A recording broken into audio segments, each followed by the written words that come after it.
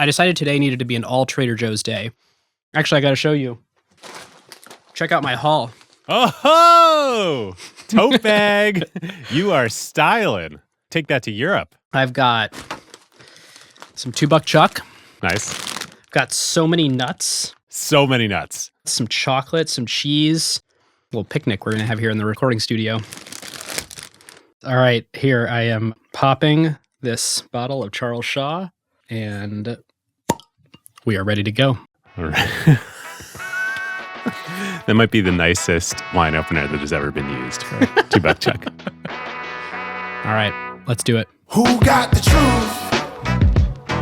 Is it you? Is it you? Is it you? Who got the truth now? Is it you? Is it you? Is it you? Sit me down, say it straight. Another story on the way. Who got the truth? Welcome to the fall 2025 season of Acquired, the podcast about great companies and the stories and playbooks behind them. I'm Ben Gilbert. I'm David Rosenthal. And we are your hosts. Peanut butter-filled pretzel nuggets. Some hold the cone mini ice cream cones. Plantain chips. And mandarin orange chicken. These are a few of the items I picked up this week on my trip to Trader Joe's. You know, David had to do a research trip. It was mandatory. Had to do the research trip. I don't think I've ever spent more money at Trader Joe's because I just said yes to everything. It felt like I needed to have it all. But you couldn't have spent that much money. That's part of the point. Listeners, America seems to have an obsession with this grocery store, Trader Joe's. It's a strange mashup of a health food store that carries interesting and quirky products, inspired by traveling the South Seas, but for value-conscious shoppers. And they break every rule in grocery retailing. It's not that convenient. They don't stock all the things you need to buy each week. You can't buy online. You can't get it delivered in any way, even as the whole world turns to grocery e-commerce. Parking is reliably horrible. I mean, every Trader Joe's I've ever been to. Part of the strategy, Ben. It's part of the strategy. Apparently. The stores are small, and I'm always bumping into other shoppers. There's never any sales or discounts, and they don't offer any coupons. They sell almost none of your favorite known brand names, and their produce leaves a lot to be desired. And yet, people love it. I mean, in an era where most grocery chains are being disrupted, Trader Joe's cult following has driven it to be more successful than ever, as far as we can tell from the outside at least, because it is an intensely private company. Yes, it is. But this is the perfect example of something that we talk a lot about on Acquired, aligning all the trade-offs you make in your business to all work together in a beautiful, self-reinforcing puzzle. Trader Joe's is not the best grocery store, but it might be your favorite store. And today, we dive into how this travel-themed, pseudo-healthy, national neighborhood grocery chain came to exist from the unlikeliest of places as a clone trying to rip off 7-Eleven in the 1960s. I mean, I wrote this whole script, and everything you just said is accurate. But it sounds ridiculous. Should we just stop the episode there? Do you feel that's sufficient? All right. Well, listeners, if you want to know every time an episode drops, join our email list. You will also get to vote on future episode topics, get corrections from past episodes, see all the images that we are talking about in episodes. That's acquired.fm/email. After you listen, come talk about this with the entire Slack community, acquired.fm/Slack. If you want more Acquired, check out our interview show, ACQ2. Search ACQ2 in any podcast player to listen. And before we dive in, we want to briefly thank our presenting partner, JP Morgan Payments. Yes, just like how we say every company has a story, every company's story is powered by payments, and JP Morgan Payments is a part of so many of their journeys from seed to IPO and beyond. So with that, David, happy 10-year anniversary. Happy 10-year anniversary. Toast my $2 chuck to you right now. You've got the $2 chuck open. Ben, I've got mine sitting right here. I'm waiting to open it until the end of the episode when I tell the amazing story of how it came to be. Cheers. Well, cheers.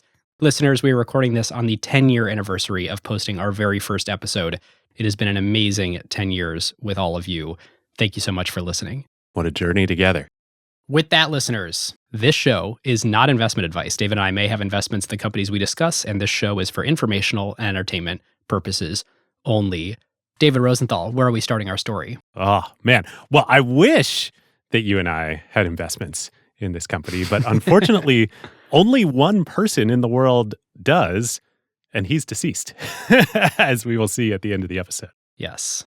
We start with Trader Joe himself, Joe Coulombe, because you can't separate Trader Joe's from Trader Joe. Joe Coulombe was born in 1930 in San Diego, California, the same hotbed of American retailing innovation that produced Salt Price, Price Club, and everything that would become Costco, as we so lovingly talked about on that episode a few years ago. Joe's father was an engineer at Convair, an aircraft manufacturer in Southern California in the defense industry there.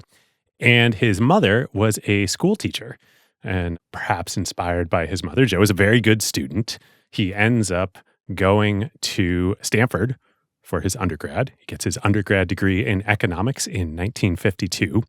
And then, somewhat unusually for the time, he stays on at Stanford for an extra 2 years, and he gets an MBA at the Stanford Graduate School of Business in 1954. You know, there's a lot of famous Stanford alumni. This is not one that people are walking around quoting. You know, Joe Coulombe was a GSB alum. Like, he's not the Phil Knights come to mind. Back then, not that many people were going to business school, or at least not Stanford Business School.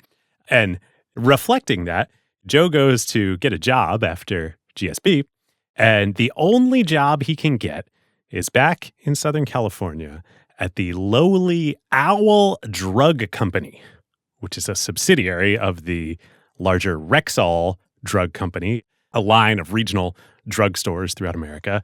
And this is a struggling company. How times have changed for new GSB grads these days in the job market. So what was Owl? Owl was a chain of 300 drugstores up and down the West Coast. So Joe gets hired by an executive named Bud Fisher, who specifically wanted to bring in a recent MBA grad to research alternatives for turning around Owl. The company is struggling. So Joe goes off and he scours the country and comes across a relatively new concept coming out of Texas, launched by a company called the Southland Corporation, called the Convenience Store. And Southland has just recently rebranded their stores that they are operating very successfully in Texas in this convenience store model to something called 7-Elevens. Ah, yes. The history of 7-Eleven and the Southland Corporation is fascinating and probably merits an acquired episode of its own someday. Here is a list of crazy things about 7-Eleven. 1, today, 2025, they have more stores than any other retailer in the entire world. They are the largest retailer in the world by number of stores. Which is not the way that you should be impressed by a retail company, but it is impressive. No, their market cap is about $30 billion. So like a small fraction of Walmart and Costco and Amazon, et cetera. 2, they invented the to-go coffee cup. That's wild. And also the self-serve soda fountain. And then this is my favorite. In the 70s, the Southland Corporation franchised the 7-Eleven concept to a company in Japan, a supermarket chain there. It became so successful in Japan, and 7-Elevens in Japan are like so deeply part of the Japanese culture, that in the 90s, 7-Eleven Japan bought out the 7-Eleven parent and now own the company. 7-Eleven today is a publicly traded Japanese company on the Tokyo Stock Exchange, founded in Dallas, Texas, that operates the largest global retail chain in the world. Of course. Incredible. But for our purposes today, back to its original instantiation as part of the Southland Corporation, how did this come to be?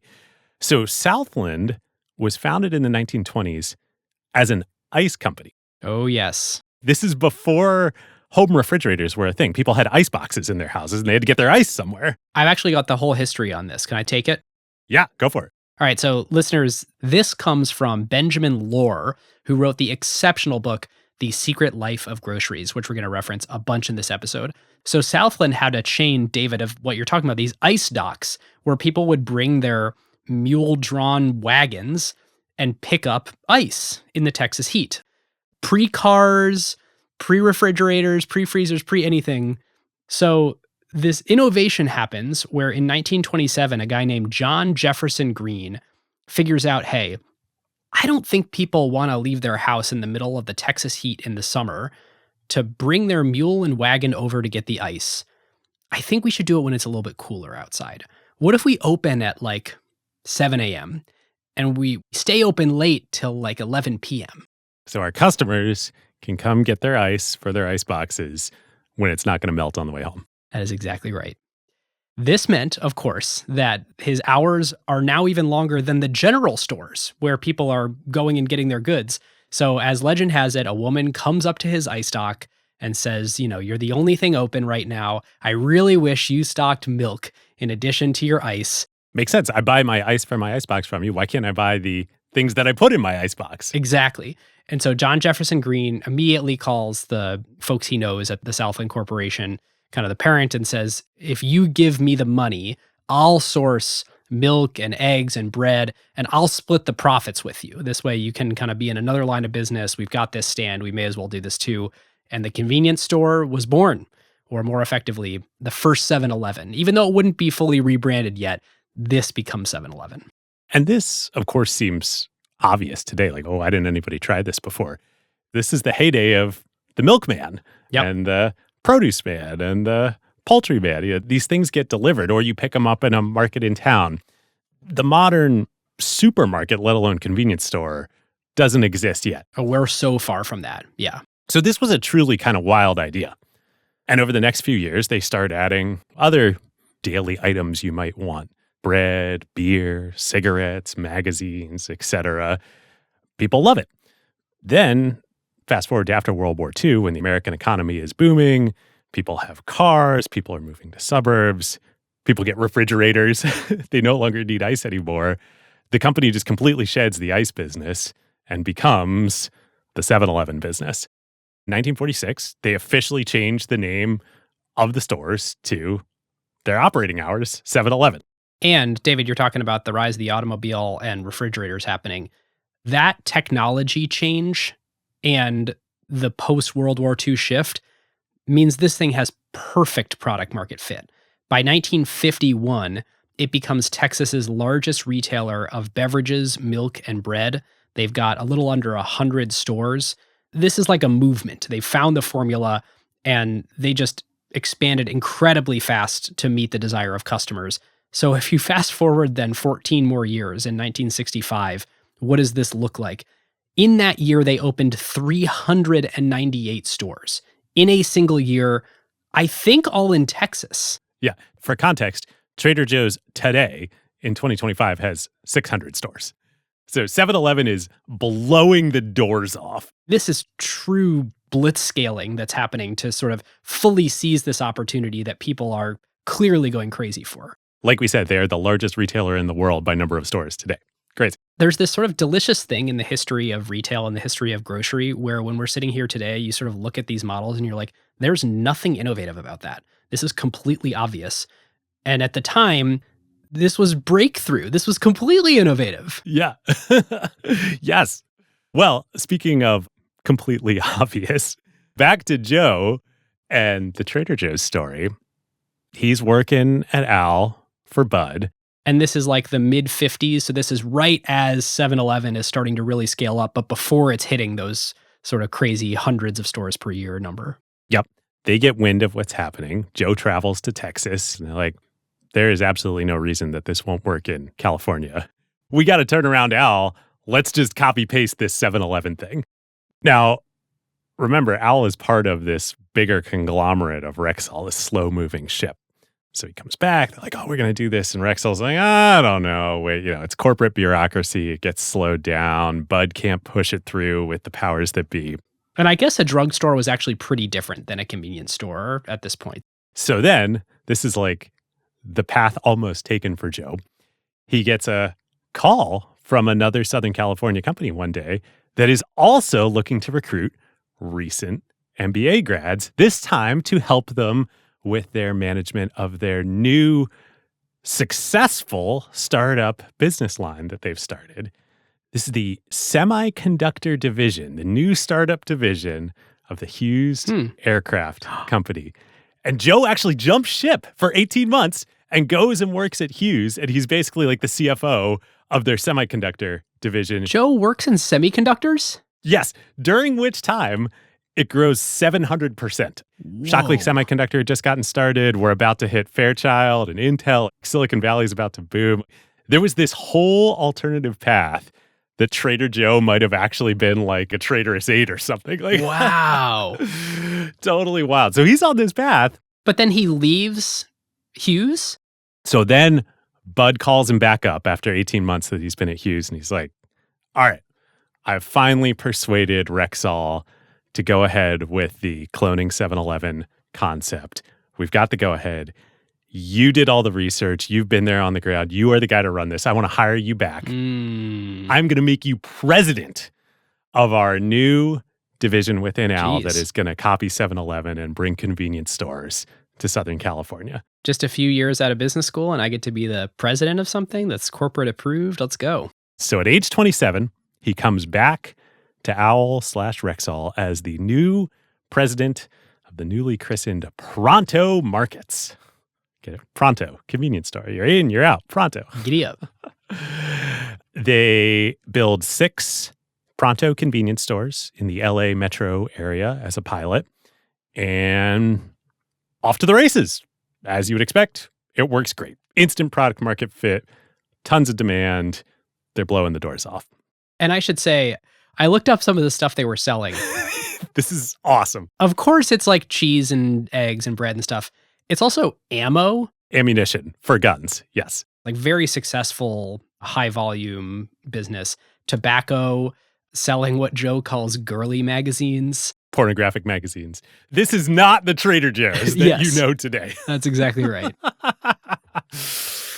And that might have been the story. Joe might have built the 7-Eleven of the West Coast, except that the parent company Rexall had a couple different irons in the fire for turnarounds here.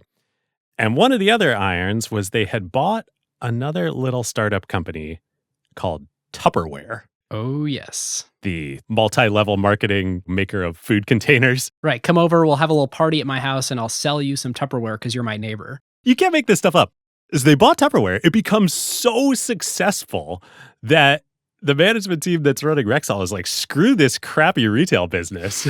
We're going all in on products and multi-level marketing. They decide that they're going to sell off the entire retail division piece by piece and buy a bunch of other product companies. They end up buying Duracell, the battery company. Which would eventually be owned by Berkshire? Crazy. And isn't there something with oil here where like the owners of Rexall wanted to fully invest in the supplier of Tupperware, so they bought into like an oil business? Yes. And they needed to free up the capital to do that? They were super all in on Tupperware. Yes. Yes. Interesting. So this leaves Joe, he's 27, 28. He just quit his job in semiconductors, right? Like he's got a wife, he's got like a young family. And he's got a successful early business here that he's running. So he goes to Rexall and he says, hey, rather than just selling off Pronto as part of all the drugstore operations, what if I buy just these 6 Pronto markets from you? Do like a management buyout. But of course, Joe has no money. Yes, he has no money. He doesn't come from a wealthy family. He hasn't really earned money yet. Yes. So the Rexall CFO says, all right, I'll tell you what. I will sell these things to you for $10,000 over the book value that we essentially have these leases on our books. And what's book value on this? Book value is $15,000. Okay. So if you can scrape together $25,000, I will sell you Pronto markets. And inflation adjusted, this is now the early 60s. This would have been about $250,000 today. Joe and his wife Alice sell their house to raise money for this. Wow. They borrow money from their parents. This is like full-on Savannah Bananas. Full-on Savannah Bananas, Jesse Cole. May as well be on an air mattress in a garage. Instead of a yellow tuxedo, Joe is wearing a Hawaiian shirt here. Yes. That only gets them to like $14,000. He needs another $11,000. So it's like his whole net worth now because he doesn't own a home and he's borrowed money from his parents. He decides to do a combination of 2 things for the remaining $11,000. One, He goes to Bank of America, takes out a loan. Still, they won't loan him enough money to get all the way to the $25,000. He goes to the current employees of the 6 Pronto stores. And he says, look, I believe in this. I have sold my house. I have borrowed money. You guys obviously believe in this with me. We see how it's working. I will offer to you to also invest in this buyout at book value. So I will give you the valuation that it is on the books at Rexall, even though I'm buying it at $10,000 above book. So he's giving him, a 40% discount on the price that he's paying for his shares. Yes. And collectively, with equity dollars invested by the employees, his partners, they get to the $25,000. Summer of 1962, they close the deal, and Joe and the employees become the owners of the newly incorporated Pronto Markets. Joe writes in his great autobiography called Becoming Trader Joe that came out a couple of years ago that employees owned about half the company. I don't think it's quite half. That doesn't pencil out, but it was a significant chunk, at least a quarter, if not a third of the company is owned by these early employees. It's interesting that their entry price is actually lower than his. I was doing the research and I tried to figure out the total return since Joe bought in. His employees actually got a better multiple. So anybody who held from that original date all the way through till, spoiler alert, he sells the business later, would have beat Joe by, almost 2x. Yeah. But even more importantly, though, almost nothing from Pronto Markets survives to Trader Joe's today. Not the ammo, not the cigarettes, not the girly magazines, but this does. But the sort of respect for employees. The spirit of treating your employees as partners. Yes. And I think right after he takes it over is when he sets his really aggressive employee comp plan. A thing you commonly hear about Trader Joe's today that he did right away is we're going to have some of the highest paid employees in the industry, and we're going to attract the best talent by just effectively overpaying for everyone. Basically, every employee at Trader Joe's get paid between 40 and 150% over what average compensation is for their roles in retail. I saw 60% over, so it kind of falls in that range. I say overpaid, but Joe's philosophy on this is it's not overpaying. Because we're attracting the best people and because we're setting up all the right incentives, they're just going to make the product that much better for customers. We're going to do clever things like rotate the employees around. No one's just a cashier. They're working in all the different jobs, so they get to know the business really well. They get to be really knowledgeable about the products. And then if anybody asks us anything about them, literally anybody on staff could have the right answer. Also carries through right to this day. Every Trader Joe's you go to, there's a captain who's essentially the manager of the store. There's a first mate who's an assistant manager. And then everybody else does the same job. The nautical naming. There's no dedicated cashiers. There's no dedicated baggers. There's no dedicated stockers. Everybody does everything. All right, so everything's going to go great, right? He pulled together this capital. He's leveraged to the gills. He owes money all over town. All these employees have bet their life savings on him too. So he's leveraged to the gills just to do the buyout. You're not going to get far just with the buyout. You also need like a balance sheet to have working capital, to get product, to expand. He also doesn't want to have just 6 convenience stores here. He wants to expand, open new stores. So shortly after doing the buyout, he goes to one of his biggest suppliers, a dairy company called Ador Milk Farms, ADHOR, which is Rhoda spelled backwards. Come back to that in a minute. He goes to the owner and president of Ador, a guy named Merritt Adamson Jr., and says, hey, let's do a deal here. I need financing for working capital expansion, all these things. You need distribution. You give me debt financing, and Pronto will exclusively carry Ador dairy products, milk, ice cream. Nothing like borrowing money from your most important supplier. Yeah, right. It's good because they know your business really well and you're working together anyway, but it can work great. But you're really leveraged now on this one supplier. Yes. I really need your goods, and I also really need your money, and I really need you to stay happy with me so that nothing bad happens to any of these covenants or whatever in the debt. Yep. So over the first couple of years, it does go great. Pronto becomes Ador's largest retailer. And then in October of 1965, Joe goes to meet Merritt for his monthly lunch meeting with him. They have monthly lunch meetings to check in about the business, the relationship. And Merritt starts drinking. He orders 1 gin and vermouth, 2 gin and vermouth, 3. He orders his 4th gin cocktail, and Joe's like, all right. He's got something he needs to tell me, and it's not going to be good news. Yes. And listeners, before David breaks the news to us of what is going to happen, there are 3 pieces of background that are worth knowing about Ador and about the dairy industry at this moment in time that sets up this meeting. 1, refrigeration has gone mainstream at this point. Yes. 1965, we're well past the icebox era. People's buying patterns have changed. Convenience stores have now popped up everywhere. So this sort of dampened demand for milkmen since people are now picking up their own milk. And so the Ador company has had to do this crazy rejiggering of who is actually selling their product. And I said it a minute ago that Pronto, still relatively little Pronto markets in LA, is Ador's now largest seller of their products. That is not a good sign for Ador. They are not doing good here. All right, so why are they not doing well? Well, the American preference was shifting from whole milk to skim milk. And you might just say, oh, well, I'm sure they just skim the fat off. That's part of the process. I assume that's what happens. There are different cows that produce milk that is well suited to be whole milk versus well suited to be skim milk.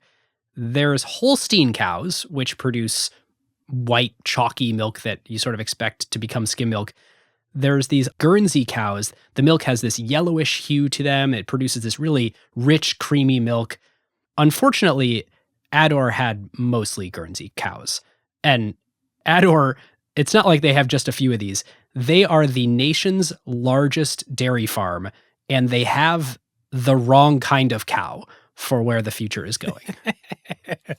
In 1 minute, it will all become clear to you why they are the nation's largest dairy farm, by real estate at least, and why their cows are real fat and real happy.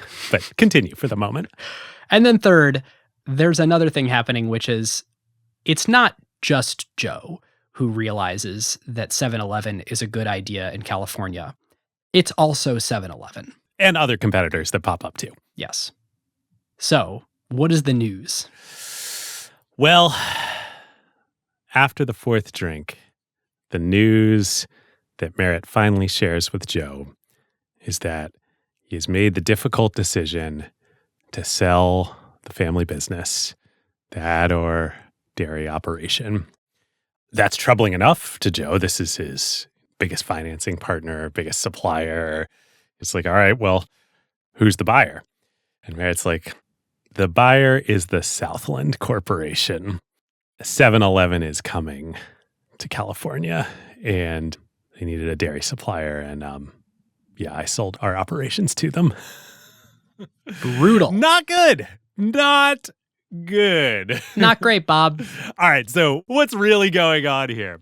So at the same time as Merritt is having these problems with the family operations of running a dairy farm, he also has a incredible opportunity that is the flip side of the coin.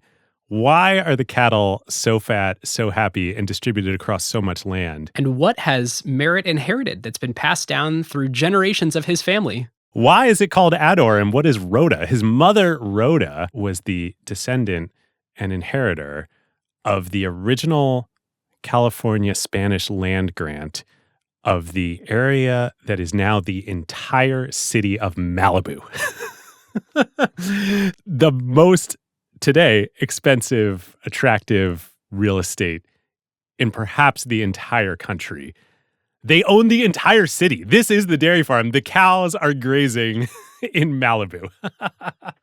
Yes. You can't make this up. And so they have finally made the rational decision here to sell off the dairy operations and develop this as real estate, which they had already been doing. Little by little. So Pronto Markets is toast. 7-Eleven is at least 1,000 times bigger. And any landlord is going to want to sign them over little Pronto Markets. In real estate, having the bigger balance sheet is the way to be the preferred tenant, especially if you can promise, hey, longer leases and we're more creditworthy. And the operating history, yeah, you're a landlord. Would you rather have 7-Eleven be your tenant or start up Pronto Markets? You're going to bet on 7-Eleven. Yes.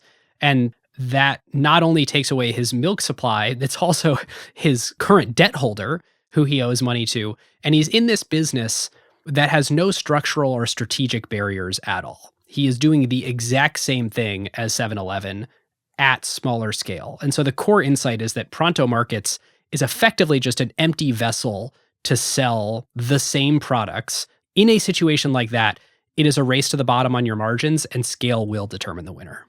So in other words, Pronto Markets is toast. Yes. So Joe has some soul searching to do. He needs a retreat. He goes on vacation. He takes his wife and children. First to a little cabin in California with his family. Then he goes to St. Bart's in the Caribbean. He somehow gets in touch with a friend who offers this insane beach house. And he's like, well, I've never flown internationally before and I don't really have the money, but I really do need a reset. We are royally screwed. He needs to come up with a plan. Yes. And that plan would become Trader Joe's. But before we tell that story, now is a great time to thank our presenting partner, JP Morgan Payments. Yes. And listeners, this episode with Trader Joe's, supply chain is much more important than your typical acquired episode. We're sort of touching on it here, but the whole rest of the episode is going to be about supply chain. When you are talking about supply chain, payments are a huge part of keeping shelves stocked and products moving. So let's consider a typical manufacturer. They're trying to balance paying their suppliers quickly to keep good relationships while also optimizing their own working capital. And meanwhile, their suppliers, especially the smaller ones, often struggle with cash flow while they wait 30 or 60 or 90 days to get paid. This is where JP Morgan's payments technology and global expertise come in. They've transformed supply chain financing into a dynamic, tech-driven solution. Their platform, which supports multiple languages and currencies, links buyers to more than 18,000 suppliers, streamlining payables and giving suppliers the option for early payment at favorable rates based on the buyer's credit rating. Businesses can easily switch between supply chain finance and dynamic discounting as their needs change. It's all real-time with full visibility, so you can track invoices and optimize payment timing in one place. Well, supply chains like Trader Joe's prioritize simplicity, which, spoiler alert, that is like a huge thing that we're going to talk about later in the episode. The reality for most grocery retailers is different. They have massive numbers of suppliers, stocking shelves with a diverse mix of products, but managing these relationships is complex, especially when it comes to negotiating payment terms and maintaining a steady flow of goods. And this is not unique to grocery. Many other industries like restaurants, automotive, hardware technology, and more depend on a large network of suppliers, and in all likelihood, your industry can benefit from optimizing payment cycles and strengthening supplier relationships. That's why over 2 million suppliers worldwide use these solutions. It's a win-win, making supply chains more resilient and efficient.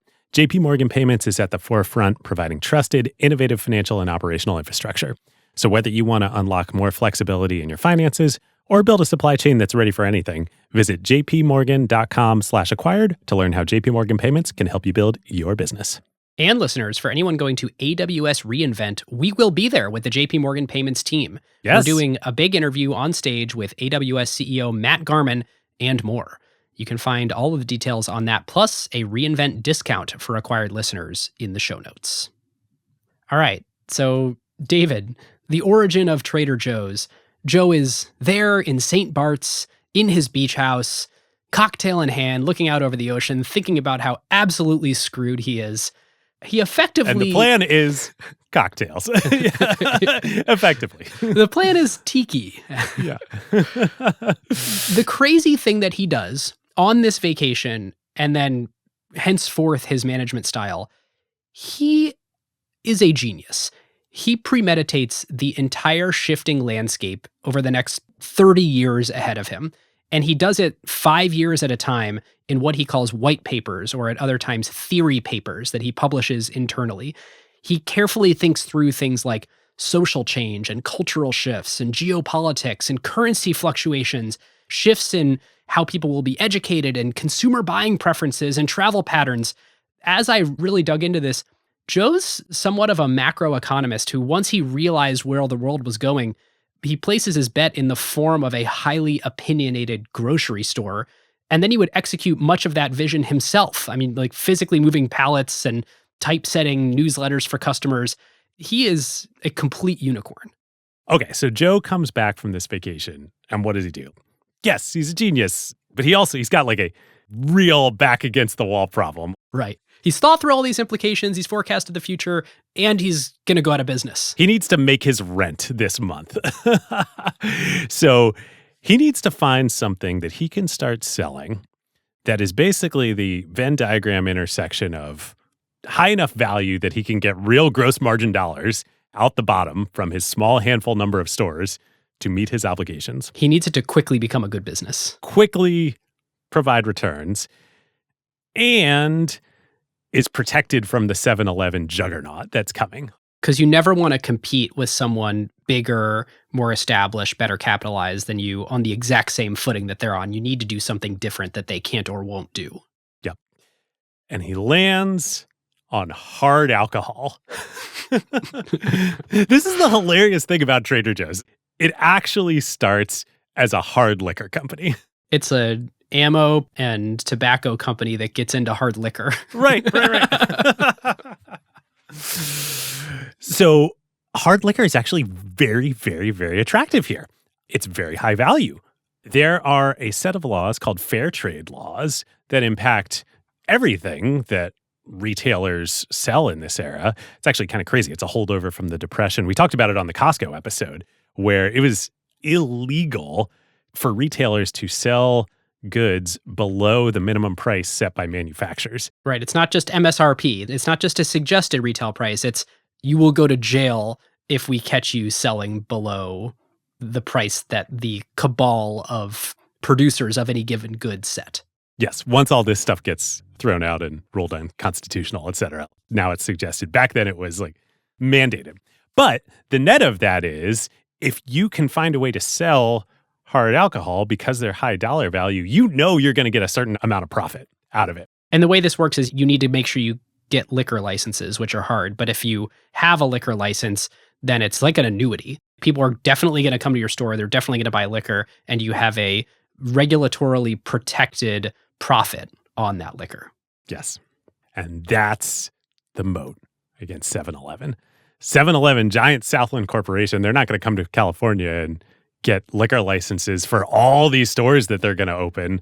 They're out-of-state corporation. Like Joe can be much more nimble. He can invest the time and the money. These things cost a lot of money back in the day because they're basically, like you said, a guaranteed annuity profit stream.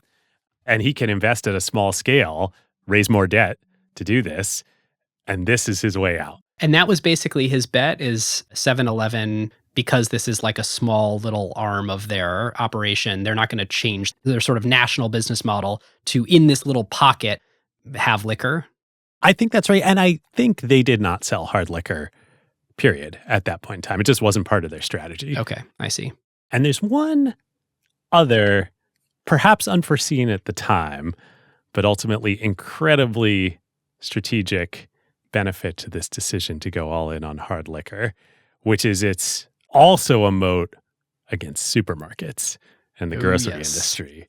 They're not going to do hard liquor either. At least at this point in time.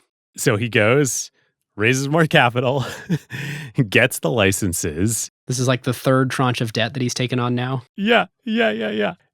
So it works for a couple of years.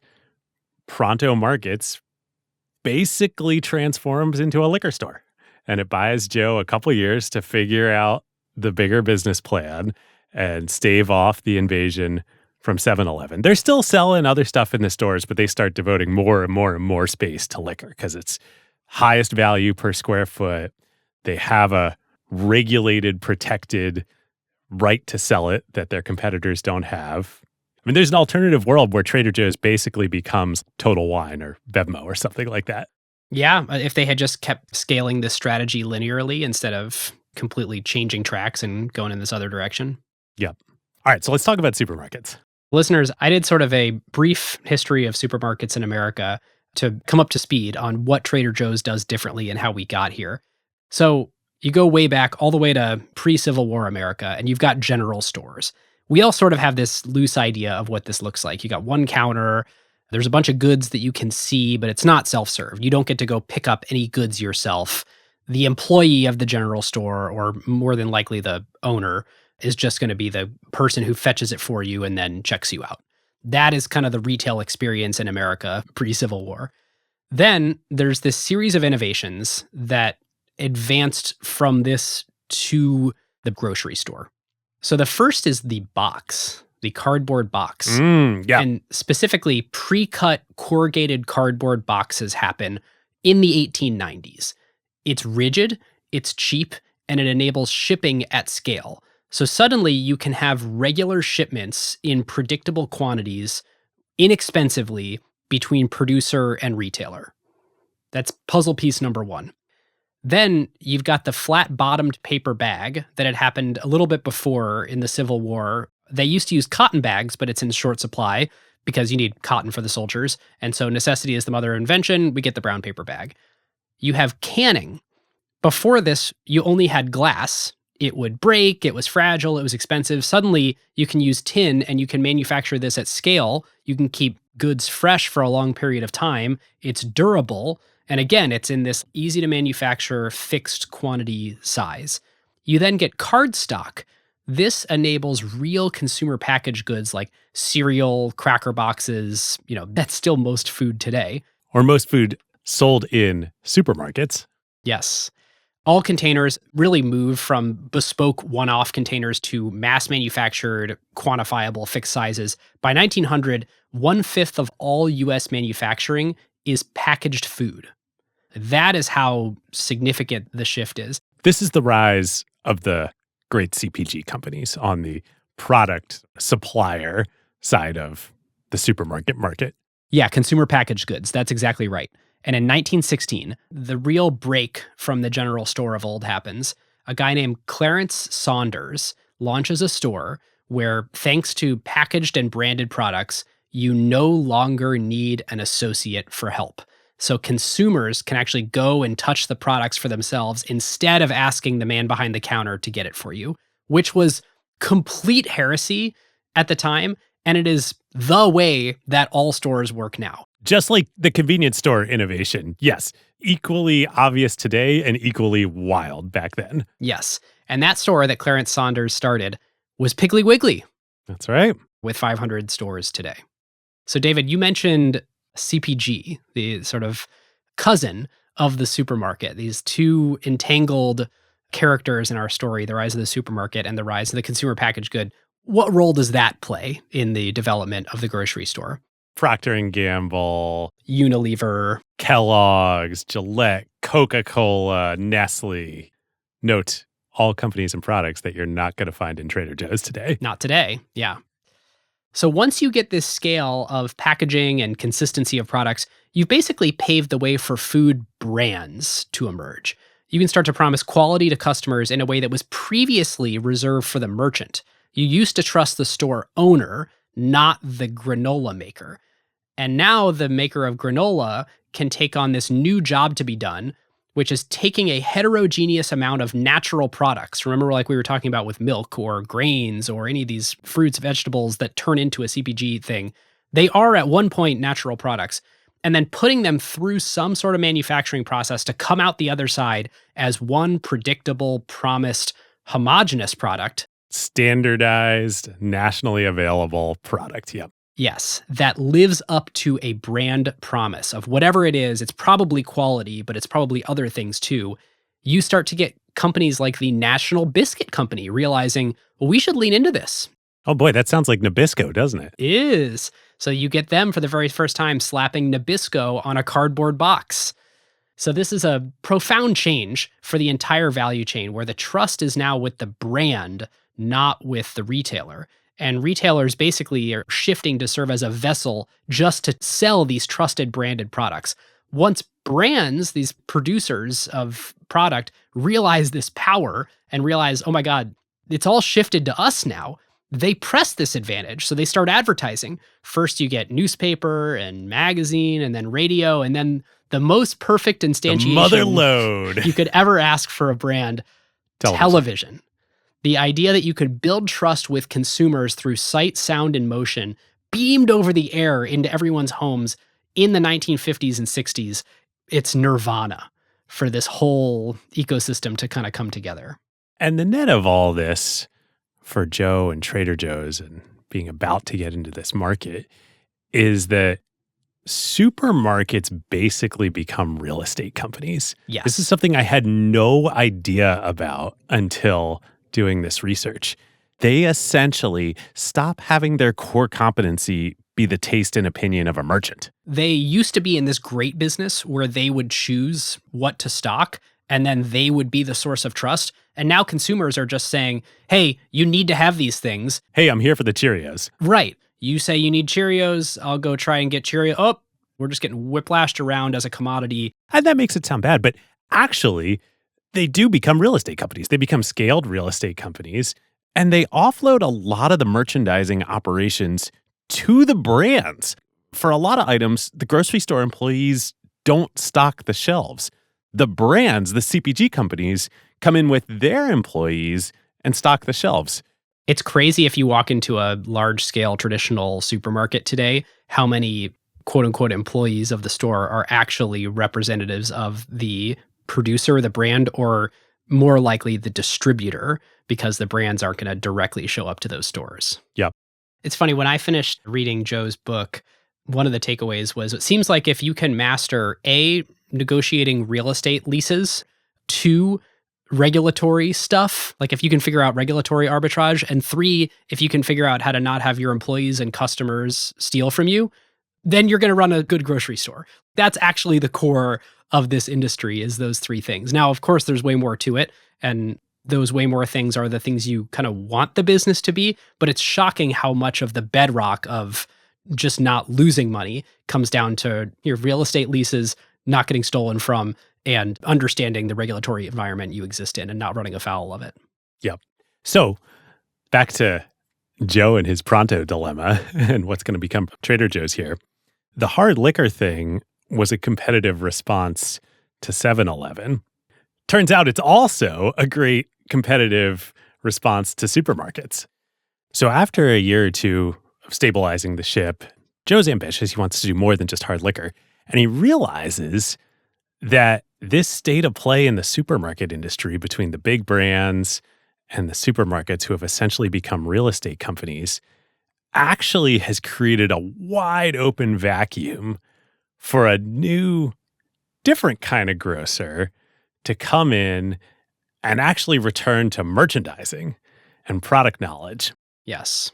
So as the legend goes, in the late 60s, he's hit by 2 simultaneous bolts of inspiration.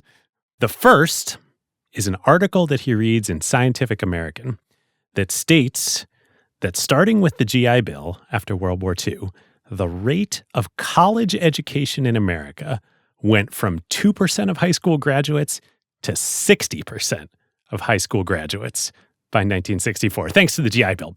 Basically, in America, it went from nobody went to college after high school except the very privileged elite to 60% of high school graduates now go to college. This is a massive demographic change in America. And it's not just that everyone gets educated when they're in college. They sort of become more aware of the world. Yes. So that leads into the second bolt of inspiration that he has from another article he reads, this time in the Wall Street Journal, which is that Boeing, oh yes, the aircraft company, is going to be launching the 747 commercially, and that it would dramatically reduce the cost of international overseas travel and make it accessible to the average American. So the stat on this is insane. The 747 immediately cut the cost of international travel to Europe by 50%.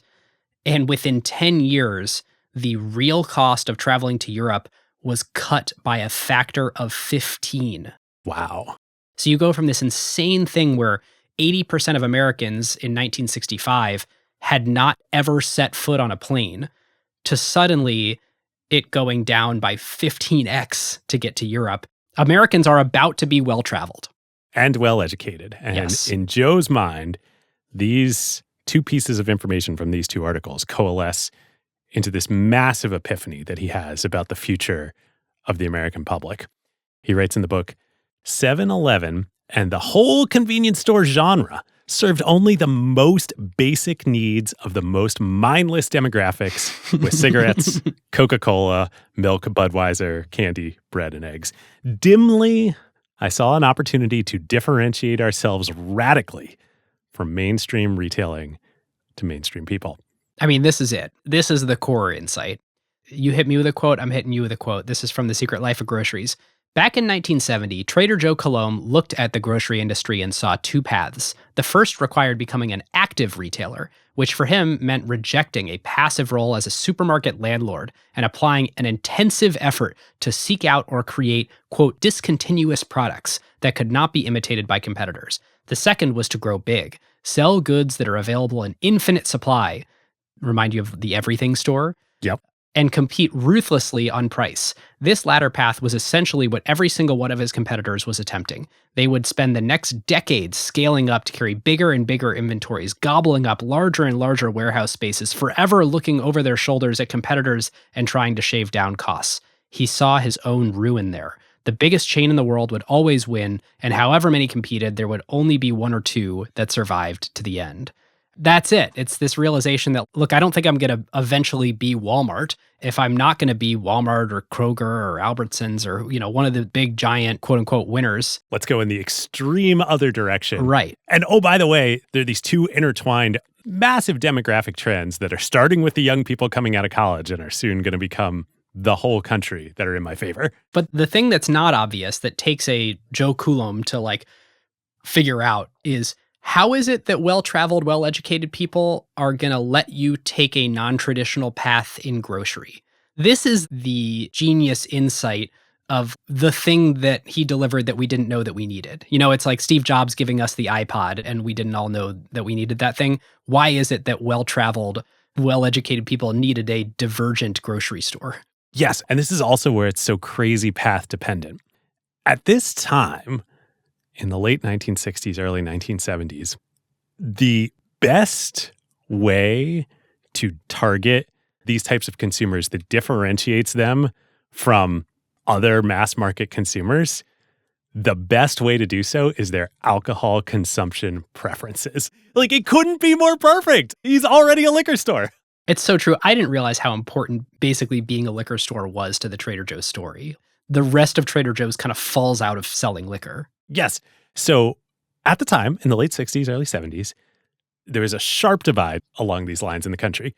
Blue-collar Americans drank beer. Educated Americans drank cocktails and spirits. And soon to be wine, thanks to Trader Joe's. Fascinating. It was the mark of sophistication back then. So Joe decides that his store, the newly survived Pronto Markets, should create a new tagline designed for this target new customer base: the world's largest assortment of alcoholic beverages, which becomes 100 different brands of scotch, 70 different brands of bourbon, 50 different brands of rum, and so on and so on and so on. You weren't kidding when you said it could have easily become a Bevmo or Total Wine. Absolutely. So he knows this is a wholly different, unique retail concept versus Pronto. He needs a new name because this is a new store. So in another almost completely foreign thing to today, the culture back then, especially Joe's target market of educated, soon-to-be traveled folks, was completely obsessed in America with a fad known as Tiki culture. Yes. And it was inspired by what people, Americans who were about to be able to travel, but heretofore had not actually traveled around the world, thought that Polynesia and South Pacific culture was like. And, there's movies, there's the James Bond movies. Yeah. It started with the South Pacific movie, and it bled into cocktails, into drinks. So drinks like the Mai Tai, these South Pacific, Caribbean was a bit of a version of this. Drinks were super popular among this educated class of people. If you go to Disney World, you can still see some vestiges of this. There's the Polynesian resort. The Dole Whip and the, what's the bird? Remember Nolan Bushnell told us on the Atari episode that he was inspired by all the animatronic birds, which is right next to the Dole Whip stand. And not too far over is the Jungle Cruise. And Joe Coulombe says the Jungle Cruise was one of his two inspirations for embracing this trader idea, this tiki trader thing. The other of which is a book that he was reading called White Shadows in the South Seas. And when you look at it, the cover is like evocative of this. We'll put it in the email newsletter. It's very Trader Joe'sian looking. And then the final piece of this sort of branding stew in Joe's mind is that one of the cornerstone cultural elements of Tiki culture were these two competing restaurant chains that scaled across America in cities across America. Oh, Trader Vic's.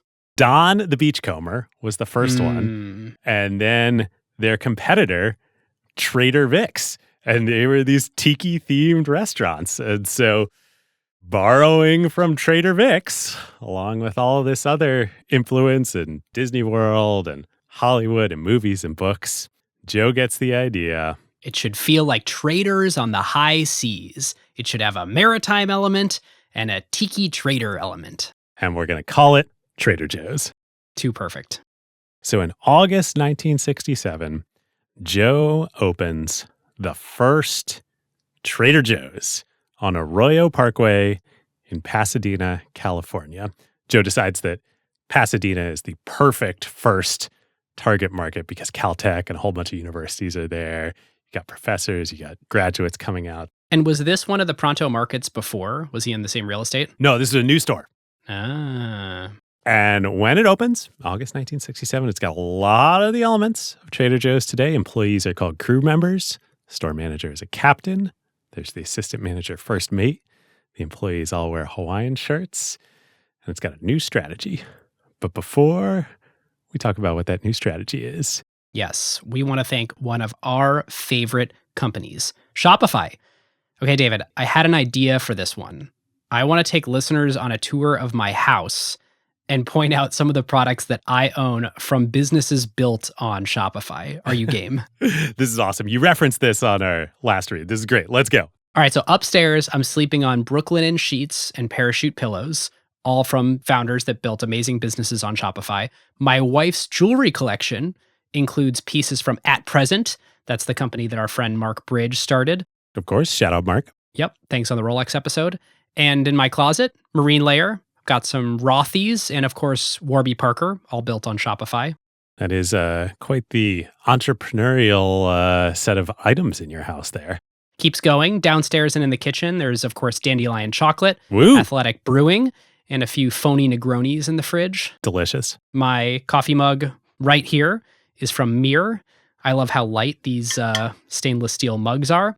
And I've got a Cotopaxi bag by the door over there. Another amazing founder story built on Shopify. And then here's one that surprised me. In my toddler's playroom, we've got Hot Wheels and Fisher-Price because Mattel runs their online stores on Shopify. That might be my favorite big Shopify customer because I guess that means Barbie runs on Shopify too, since it's part of Mattel, which means a huge part of my house with my 4-year-old girl also runs on Shopify. Yes, I was wondering. And listeners, it's not just creator brands or small startups. David, those books on the shelf behind you from Penguin Publishing, they sell through Shopify. The New York Times store, Shopify. Yeah. And get this, my old house had an air conditioner from Carrier, a 110-year-old public company that also sells on Shopify. Yeah, basically invented air conditioning. Amazing story. Sells on Shopify. It is breakout founders and the biggest enterprises that are powered by Shopify today. Yes. And for these smaller niche brands, Shopify obviously is everywhere. That purple Shop Pay button at checkout has become so trustworthy and so insanely easy to buy things you want. And for the bigger enterprise brands, it's proof that Shopify isn't just for startups. They power some of the largest and most established retailers in the world. So if you run a business, whether you're just starting out or operating at global scale, Shopify is the platform built for you. Head to shopify.com/acquired. That's shopify.com/acquired. And just tell them that Ben and David sent you. All right, so David, what is strategically different? What are the choices that Joe made when he opened that first Trader Joe's in Pasadena? Other than, of course, putting everyone in Hawaiian shirts. So the first, obviously, is the target market, like we just talked about. You know, these newly educated college grads who are about to travel the world. Joe has his sort of folksy shorthand for this in the book of the overeducated and underpaid. Yes. It's interesting. At this point, it's not branded products, really, the way that Trader Joe's is today. It's just a convenience/grocery store that happens to target people who value authenticity, quality, sophistication, but also want affordability. It's sort of this early career post-grad type of person. So it's near college campuses, it's near large hospitals. Interestingly, it's also near retirees. Yes. Because retirees sort of behave similarly to younger pre-family folks. This is the dual pillars of Trader Joe's target customers. It's young professionals starting out and retirees. Yes. It's funny. The retirees also very value focused and large consumers of liquor, candy, high fiber foods, vitamins. It's a big profit center. A thing that they do here to sort of play into the overeducated, or I would say highly educated, underpaid, is the Victorian art with the sort of cheesy, humorous captions. They adopt this as their visual identity. It's a double win. It plays off this educated customer base where they can make jokes. Like if you go buy is it the guacamole that they call avocado's number as a play on Avogadro's number? Yes. Is that chemistry? I think so. Or they used to have the Sir Isaac Newtons. Of course. But two, Victorian imagery is royalty free. Anything before 1906 is public domain. So this is just Joe being cheap. All the packaging is just ripping off these old royalty-free images. That's Trader Joe's right there. It's amazing. And so he really comes up with this thing he calls the 4 tests, which is 1, we want to stock goods that are high value per cubic inch. Yes. Starts, of course, with liquor, as we talked about. Yes. And then, of course, vitamins. And you walk into a Trader Joe's today, you can almost feel that it's stocked with things that are high value density. Even though the goods aren't expensive, the way it's all jammed into the store, it feels dense. Yes. And Trader Joe's today average about, call it 15,000-ish, maybe a little less square feet per store. The average supermarket is like 50,000 square feet. And the average Walmart is like 150,000 square feet. And back then, Trader Joe's was like 4,000 square feet. I mean, these were tiny stores, so they needed high value density in them. Or I'm going to come back to that in a minute. He wanted them to be 4,000 square feet. 2, high rate of consumption. You want customers coming back over and over again. Vitamins. 3, goods that are easily handled. So much of Trader Joe's business stems out of this, that they are unwilling to start doing things that are hard to handle, that are logistically difficult. And they kind of have this ethos of, if we can make it so people are willing to overlook the fact that we don't have some stuff that's hard to handle, then great. All the better business for us if we can keep customers coming back and we only have to deal with easily handleable goods. And then the 4th is probably the most important. Something that Trader Joe's can be outstanding in terms of price or assortment. Yes. This is the counter positioning. This is how can we be different than what every other player in the market is doing. So this last strategic tenet is, I think, most perfectly, perhaps in Trader Joe's entire history, exemplified in the first new product category that they add beyond liquor to this official new first Trader Joe's store. You mentioned a minute ago that Joe's target square footage size for the new Trader Joe's store concept was like 4,000, 4,500 square feet. Yep. The first location on Arroyo in Pasadena, even though it's small today, was actually about twice that size. It was like 7,000 or 8,000 square feet. Not by design. We want to be in Pasadena. That's the perfect first market. I'm willing to trade off having a bigger store than I would actually like. And he was meticulous about location picking. It wasn't just, let's look at some census data and figure out incomes. I mean, it was the soft factors of, is there a university close? But he would just go drive up and down all the neighborhoods around it and try to figure out, hey, are these my customers? How easy is it to access my store if I put it on this block versus that block? Oh, if I'm on the wrong side of a divided highway, then I actually can't access all the people who have to, make a left turn into traffic. It was really this sixth sense for developing what is my actual easy addressable customer base from this store who is going to make this store their home spot. Yep. So they move in, got the Trader Joe's concept with hard liquor being the cornerstone sort of first Yeah, what was the second? Well, they got to figure out what to do with all this extra space. And at first, they try bringing in a meat department, a meat butcher, as a concession, as a subtenant. Which they don't have now, right? No. Long gone. Too hard to handle. Too hard to handle and not differentiated. I mean, that's what the supermarkets do. He's building the anti-supermarket. Right. And then one of the store managers in the portfolio says, hey, I know this other meat guy. Well, we're thinking meats here. He used to have the shop next to one of their other Pronto markets here in LA. He moved up to Northern California, to Napa County. He's gotten to know some of the wine guys up in Napa. Now, this is like late 60s, early 70s. This is before California wine in Napa is a thing. Which I didn't know until starting this episode that the whole concept of Napa is like a 60-year-old. Yeah. Oh, yeah. We're going to do it. So this manager, this captain is like, well, Joe, alcohol's, our sort of core product here. What if we try expanding into wine? And Joe's like, all right, great. Let's try it. Meanwhile, Joe doesn't drink wine. Yeah. Yet. He would become a huge anophile? How do you pronounce it? I have no idea. I think it's like OENOPHILE, the wine lover, onophile. Learn something new every day. Yeah. So Joe's like, great, let's try it. They use a whole bunch of that extra space that they have in the Arroyo Boulevard store, and they install the quote-unquote world's greatest variety of California wine right there in the Trader Joe's store. And the world's greatest variety was 17 different kinds of wine from different wineries in Napa. 17? Now, the crazy thing... That's so funny. I actually think there's a pretty good chance that this was the world's greatest variety of California wine in one retailer because it wasn't a market yet. Americans were not yet drinking wine, let alone Napa wine or Sonoma wine. It's Trader Joe's that makes it a thing.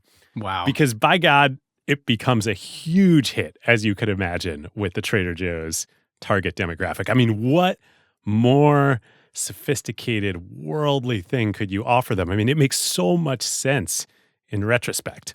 Wine is the ultimate non-commodity commodity.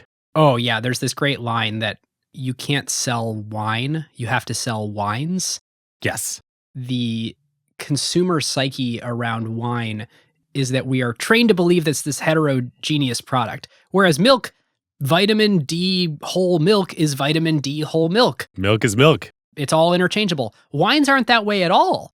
They're the complete opposite side of the spectrum. Amazing thing if you're trying to be this merchant who is selecting goods on behalf of your customers, and your brand promise as the merchant is just come to my store and be delighted.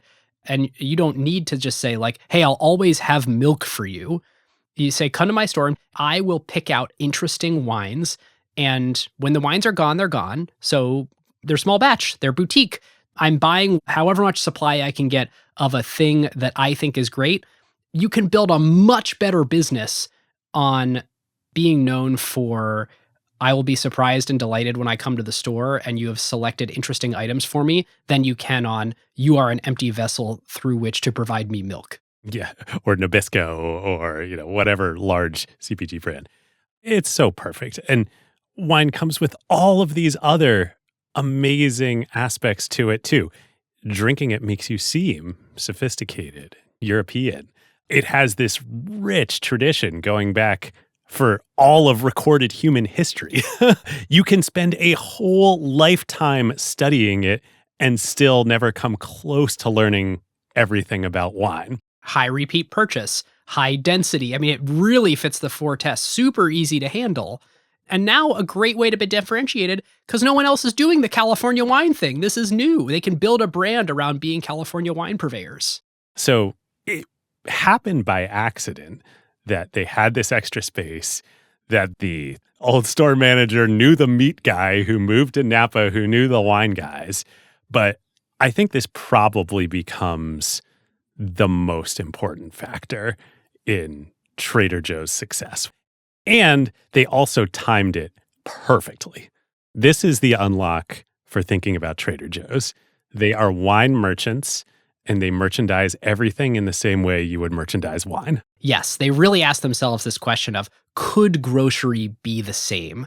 Could we actively seek out and purchase things in small, finite batches that we think would be interesting to provide to our customers? And would people buy in to a store where you go and you don't always know exactly what you're going to get, but you can trust that the person who found it for you found a great treasure? Yes, it's perfect. And like I said, they nailed the timing. So this is the late 60s, early 70s, where they're starting out becoming a California wine merchant. American and specifically Californian wine is about to have a rocket ship ascendancy. If you've ever seen the movie Bottle Shock, which came out a couple years ago, it's about this thing that really happened, the 1976 Judgment of Paris, which is one of the most seminal events in the history of the wine industry. It was a blind taste test where Parisian wine critics did blind tasting of all the top French wines, the Bordeaux, the everything, all the famous, all the old world greats against Napa Valley wines. And the Napa wines trounced the top Bordeaux in like every category. And it was this bomb that went off in the wine industry and started the whole culture of Napa and Sonoma and American wines and the tourism there and the romance. And Trader Joe's is like a few years into being the number one seller of the widest variety of California wines. Yes. And their target market is exactly who is going to consume this stuff and love it. It's so great. So the early days of the Trader Joe's wine program were unbelievable. Joe and all the employees, they start learning about wine, going up to Napa, conducting tastings, meeting all these winemakers who are, essentially guys in the garage at this point in time. They bring it back to Pasadena. They get Heights, Freemark Abbey, like some of the best wines and winemakers in the entire world in history are being sold for $10 a bottle in Trader Joe's in Southern California. So they start evangelizing it to their customer base. Like you said, meets all the tests. Like we're all in. In 1970, they start publishing a free newsletter to all their customers to educate them about wine and update them about all the new shipments that are coming in. Do they already have the Fearless Flyer? Is this like in addition to that? This is how the Fearless Flyer starts. They call it the Trader Joe's Wine Insiders Report. And it's this whole newsletter. Imagine you're a wine merchant. This eventually, once they get more into grocery in 1985, this becomes the Fearless Flyer. But it's the same approach to it. It's merchandising. It's telling the stories of these products just like you would with a wine. Fascinating. It's incredible. No other grocer is doing anything like this. No. So by 1970, the year they launched the Insiders Report, and 3 years after this first Trader Joe's launches on Arroyo Boulevard, Trader Joe's becomes the largest wine retailer in California, which is, on the one hand, completely insane, but on the other hand, shows just how young and new the wine drinking market was in America, and that Trader Joe's was the one making it happen, starting in California. And they still have, single-digit stores at this point? Yeah. Pretty quickly, they add imported wine, too. So not just domestic Californian wine. They go to Europe. They go to France. They go to Spain. They go to Portugal, all the great winemaking countries. They go to Italy, and they start bringing imported wines back, too. That also sells like wildfire. They also do this really clever thing where fair trade laws applied to wines as well.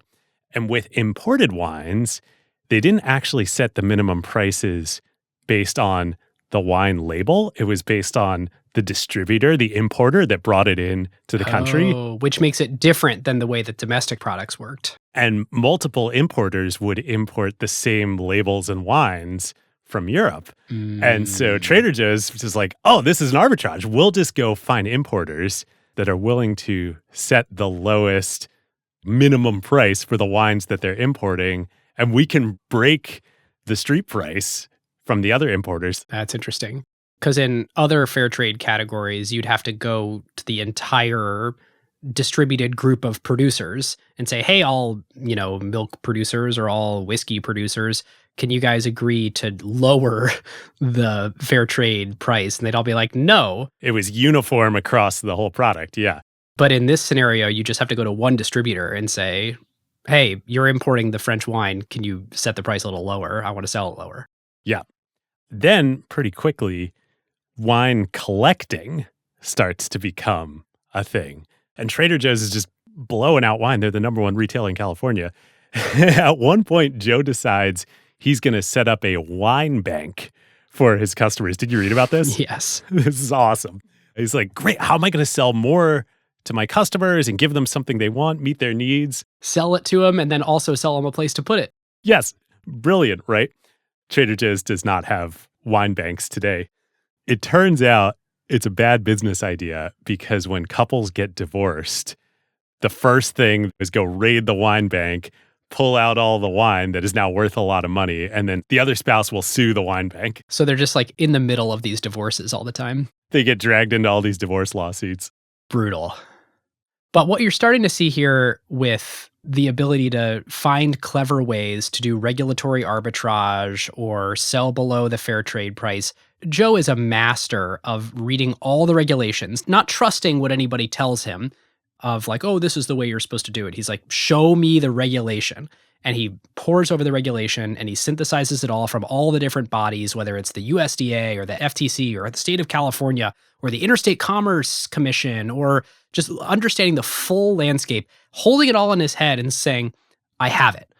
I know a way that we can provide value to customers, because his whole thing is like, how do we give people the best value possible? High value items at low prices, and do it in a legal way. And then I can market the heck out of it. I can make it a thing that people know it's just one more great thing you'll get from coming to Trader Joe's, is one more thing that we only have here that you can't get anywhere else. And you're going to get a great value by doing it. High value to customers in differentiated products. And wine is so perfect. So all that takes us through the early 70s and this sort of first era of Trader Joe's on the back of liquor and then wines. Yeah, this is what he calls Good Time Charlie, building this party store. Somebody needs to do the eras tour of Trader Joe's. That would be amazing. Bring out the products from the different eras. That would be awesome.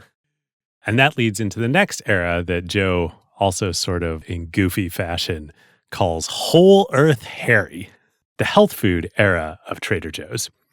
So I think you could say about Joe that he was a genius at many, many things. Just about every critical aspect of retailing. But I think maybe his greatest genius was identifying major demographic and cultural trends that were just starting in America and then creating the products and the merchandising to capitalize on them. It is astonishing how he had his finger on the pulse and how he was willing to either change what Trader Joe's was or adapt it and add a new layer on top to turn Trader Joe's into the next version of what it needed to be. You mentioned some attributes on Joe himself. This is a beautiful excerpt from Benjamin Lohr's book that I think is just the best description of him. Joe is a man frequently described as a genius by other very smart men. And I should say, Benjamin Lohr, the guy writing this, very critical, very journalistic in his approach. The whole rest of the book is applying a lot of scrutiny to the grocery industry. The fact that he talks about Joe this way actually has a lot of credibility. When asking his employees and competitors and industry observers about him, I hear the word visionary so many times it becomes worrisome. I hear he is brilliant, incredible, wise. Grown men tell me they are awestruck, chilled, giddy in his presence. Executives who worked for him, stuffed C-suite dullards of the grotesquely self-confident variety, will drop all pretense and describe wanting to wake up early in the morning to race to work because they can't wait to hear what Joe has to say. They tell me he has a photographic memory, that he can read up to 1,200 words per minute, that he adds, multiplies, or divides lists of figures in his brain quicker than they could ever scan them, that he knows the names of all his employees, their spouses' names, and their dates of hire, and their birthdays and their wedding anniversaries. But beyond all this awe, the steel cage memory, the gymnastic cognitive quickness, the genius of Joe that impresses me most is his ability to project this integrity and decency when he wants to. He keeps you guessing exactly where the line lies between calculating businessman and wholesome self-taught founder in a way that allows almost everyone who meets him to underestimate his abilities, yet simultaneously afford him huge amounts of respect. It is an awesome talent, especially in a business built on negotiation, trust, and quick, decisive deals. That is so awesome. I'm telling you, this whole book is just beautiful prose. But that's a great encapsulation. And when you layer on top that intelligence with that interpersonal ability, and then this thing you're talking about, David, this seemingly ability to predict the cultural future of where America is heading, and then build Trader Joe's as the product for that future, it's unbelievable. Is amazing. So this whole Earth Harry era, where we wrap ourselves in a blanket of granola and health food and almond butter and nuts and dried fruits. So at the end of the 60s and into the 70s, the California hippie counterculture summer of love movement kind of bifurcated and went off in a whole bunch of different directions. And one of those directions was Silicon Valley and tech and computers and Steve Jobs and Nolan Bushnell and Woz, and that becomes Apple and everything. the Haight-Ashbury. Yeah. Another one of those directions was the organic health food movement. And for Joe and the target audience of overeducated, underpaid consumers, this, just like wine, is right in the sweet spot. You can merchandise it just like wine. You can tell the stories about what these foods are, why they're better, why they're great for your body. It's high value per cubic inch. It's more expensive than regular food. Joe has this amazing quote on this. He says, "We prepared to marry the health food store to the liquor store." This concept obviously was founded in schizophrenia, but it occurred to me that people who really thought about what they ingested, whether they were wine connoisseurs or health food nuts, were basically on the same radar beam. Both groups were fragmented from the masses who willingly consumed Folgers coffee, Best Foods mayonnaise, Wonder Bread, Coca-Cola, etc. Both groups were the kind of people who I was hoping represented a breakup of mainstream consumption in America. And so by the spring of 1971, the caterpillar, Good Time Charlie, had emerged from his chrysalis as Whole Earth Harry, a party store come health food store. It's amazing. This is all happening, call it 5 to 8 years before John Mackey starts Whole Foods in Austin, Texas. So this is how on the pulse Joe was. And Whole Foods would obviously become the closest substitute competitor that Trader Joe's has out there. I mean, they're still pretty far apart. But yeah, it's wild. Joe sees all the things that John would then see and create Whole Foods, and he saw them 5+ years before. Yep. It's about aligning your trade-offs. The other amazing aligned thing about this customer base that he's trying to serve and the business that he's trying to create of be this sort of anti-supermarket, with health foods, you can buy batches of food from suppliers that the big chains won't or can't because they're just not set up to do it. The CPG companies are never going to touch this stuff, at least in the 70s. There's this amazing story of someone comes to visit Trader Joe's saying, "Hey, I have a whole bunch of extra large eggs that I just can't sell to the supermarket chains. Can you help me out?" They only want large eggs. Yeah. And Joe says, "Sure, what's going on with them?" And he says, "Well, they only want large eggs. I'll sell you these extra large eggs that are at least 12% bigger, but for a lower price because I can't seem to unload them." And he's like, "Why the deal?" And the supplier says, "Well, the large supermarket chains only want continuous items. And I'm actually not sure I can regularly produce enough of these extra large eggs."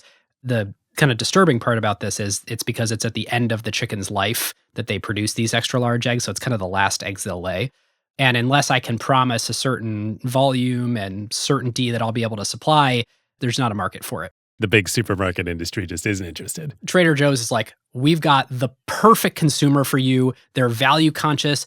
Our message to them is sometimes we'll have stuff, sometimes we won't. And so If you just want to sell those to me, I'm sure I can unload them on our customers. They're going to love the deal. And then it's actually not a big deal for me when I run out, because that's not a part of our value proposition the way it is for the big supermarkets. So this begins what Joe calls intensive buying. If we have line of sight on something that we can uniquely sell, that we're going to get a great deal on, that we know our customers are going to love, we should do all we can to go and suck up all the supply of that thing so we can get the lowest per unit price for our customers. Yep. We'll tell the story. They'll get it. It's this storytelling. That's exactly right. It's just like selling wines. They really start to bring that into foods in this era. So for this whole Earth Harry era of Trader Joe's, these health foods are the perfect vessel for all this. Yeah, they basically create a blacklist of things that over the years becomes no GMOs, no high fructose corn syrup, no artificial flavors, no MSG, no bleached flour, no added hormones in their dairy products. It kind of blossoms into this big list of, you can just trust the foods that we are giving to you as healthy in some way. The funny thing is, today, most of what you're buying from them is processed, packaged food. It's just story told very well. And you go to grab stuff in the freezer, it's a lot of salt, there's a lot of deep fried stuff. You can't make giant frozen meals at this scale without being very processed, but they have this brand that they've built over 50 years of paying attention to the ingredients, of doing what they can, of looking a lot more granola during this 1970s era. So they are able to carry that brand with them. And they regularly update what they will and won't stock and what they let their suppliers put in. So there is sort of this funny dichotomy of it being a quote unquote health food store. There have been other layers that have been added since then. Yes. So it's fitting you say granola. The really strategic, critical element of adding health foods to Trader Joe's isn't just that it also fits all the same criteria that wine does and that it's a perfect fit for the Trader Joe's target customer. All that is true. It's different than wine in one critical aspect. Wine, by nature, is branded. It's not big brands, but it's the brand of the winery and the label, and that carries a huge amount of value. Health foods, nuts, dried fruit, bran, granola, this stuff is unbranded at the time. And thus emerges the opportunity for Trader Joe's to start introducing their own product brands.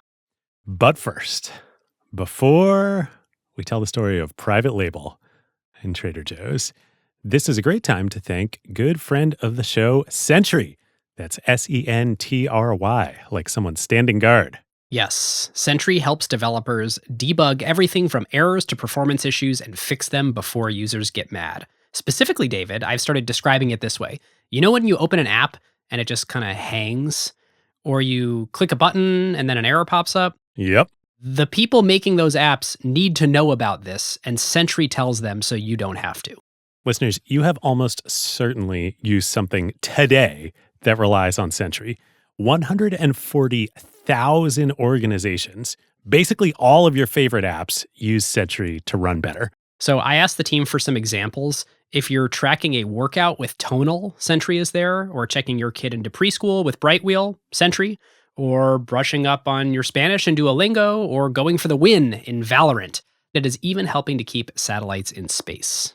Or if I literally just read off Sentry's website, Disney Plus, Cloudflare, GitHub, Anthropic, Vercel, Atlassian all use Sentry. And they do more than just tell you about the issues. It helps you figure out how to fix them too. Sentry now has an AI debugging agent called Seer, which can find the cause of even the gnarliest issues with nearly 95% accuracy. Seer pulls from all the context that Sentry already has, your errors, logs, traces, codebase, etc., to understand the root cause, offer a fix, and get you back to building. Their new AI code review feature even can help you look at pull requests and predict the bugs before you ship them into production. So awesome. So our thanks to Sentry for making sure that all of our favorite stuff just works. You can check out sentry.io/acquired. That's sentry.io/acquired. And just tell them that Ben and David sent you. All right, so David. Private label. Let's go. What was the very first Trader Joe's private label product? Also, it's crazy to imagine Trader Joe's without private label. Right? I mean, you walk in today, you look around, over 80% of the stuff is Trader Joe's. Except wine. And some other things here and there. There's RX bars, I noticed. They used to have Spindrifts for a while. I don't know if they still do. Some of their cheeses. Yep. But wine and spirits are the one big category left where it's mostly not private label, including Charles Shaw, as we will talk about at the end of the episode. All right. So how did they start? All right. The first private label product is, naturally enough for Whole Earth Harry, granola. Perfect. You can still buy Trader Joe's granola today. I'm sure it's not the same recipe. And it's like kind of the easiest thing, right? You just take in a giant truckload of generic granola. It's not that hard to throw it into bags. And it's literally the product that is used as the euphemism for this whole health food category. Yes. Granola. Yes. So granola quickly leads them to private label honey, freshly squeezed orange juice, which they have in the stores for a long time. They eventually pull it out because it's too operationally complex. It's such a Trader Joe's thing, right? Totally. Not easy to handle. Doesn't pass one of the 4 tests. Get it out of there. Vitamins, private label, bran and bran flakes. And then the big one, the wine equivalent of health foods. Their vendor there in Southern California that they are sourcing their bran and bran flakes from, turns out also does nuts and dried fruits. And so Joe and Trader Joe's, on a whim, because their vendor of bran also offered it, decided like, hey, let's get some nuts and dried fruit in here too. All right. Now is a great time to eat some roasted and salted fancy mixed nuts branded by Trader Joe's. Got any dried fruit in there too? Not this package. I will say now when you go and grab, they're not just like commodity nuts. They have stuff that you can't get anywhere else, like weird chili lime blends or sesame crusted cashews or interesting trail mixes that are not the generic thing. Yep. So nuts and dried fruits become the next rocket ship product category for Trader Joe's. And just like wine in the alcohol era, I mean, customers love it. Still do. I mean, this has got to be one of the biggest product categories for Trader Joe's to this day. Yep. Certainly in terms of space that I see in the stores, the nut and dried fruit section is huge. Just like with wine, Trader Joe's quickly becomes the largest nut and dried fruit retailer in the whole state of California. And it's all either unbranded or Trader Joe's private label products that they're selling. Incredible. Also, very high value per cubic inch, as high or higher than wine.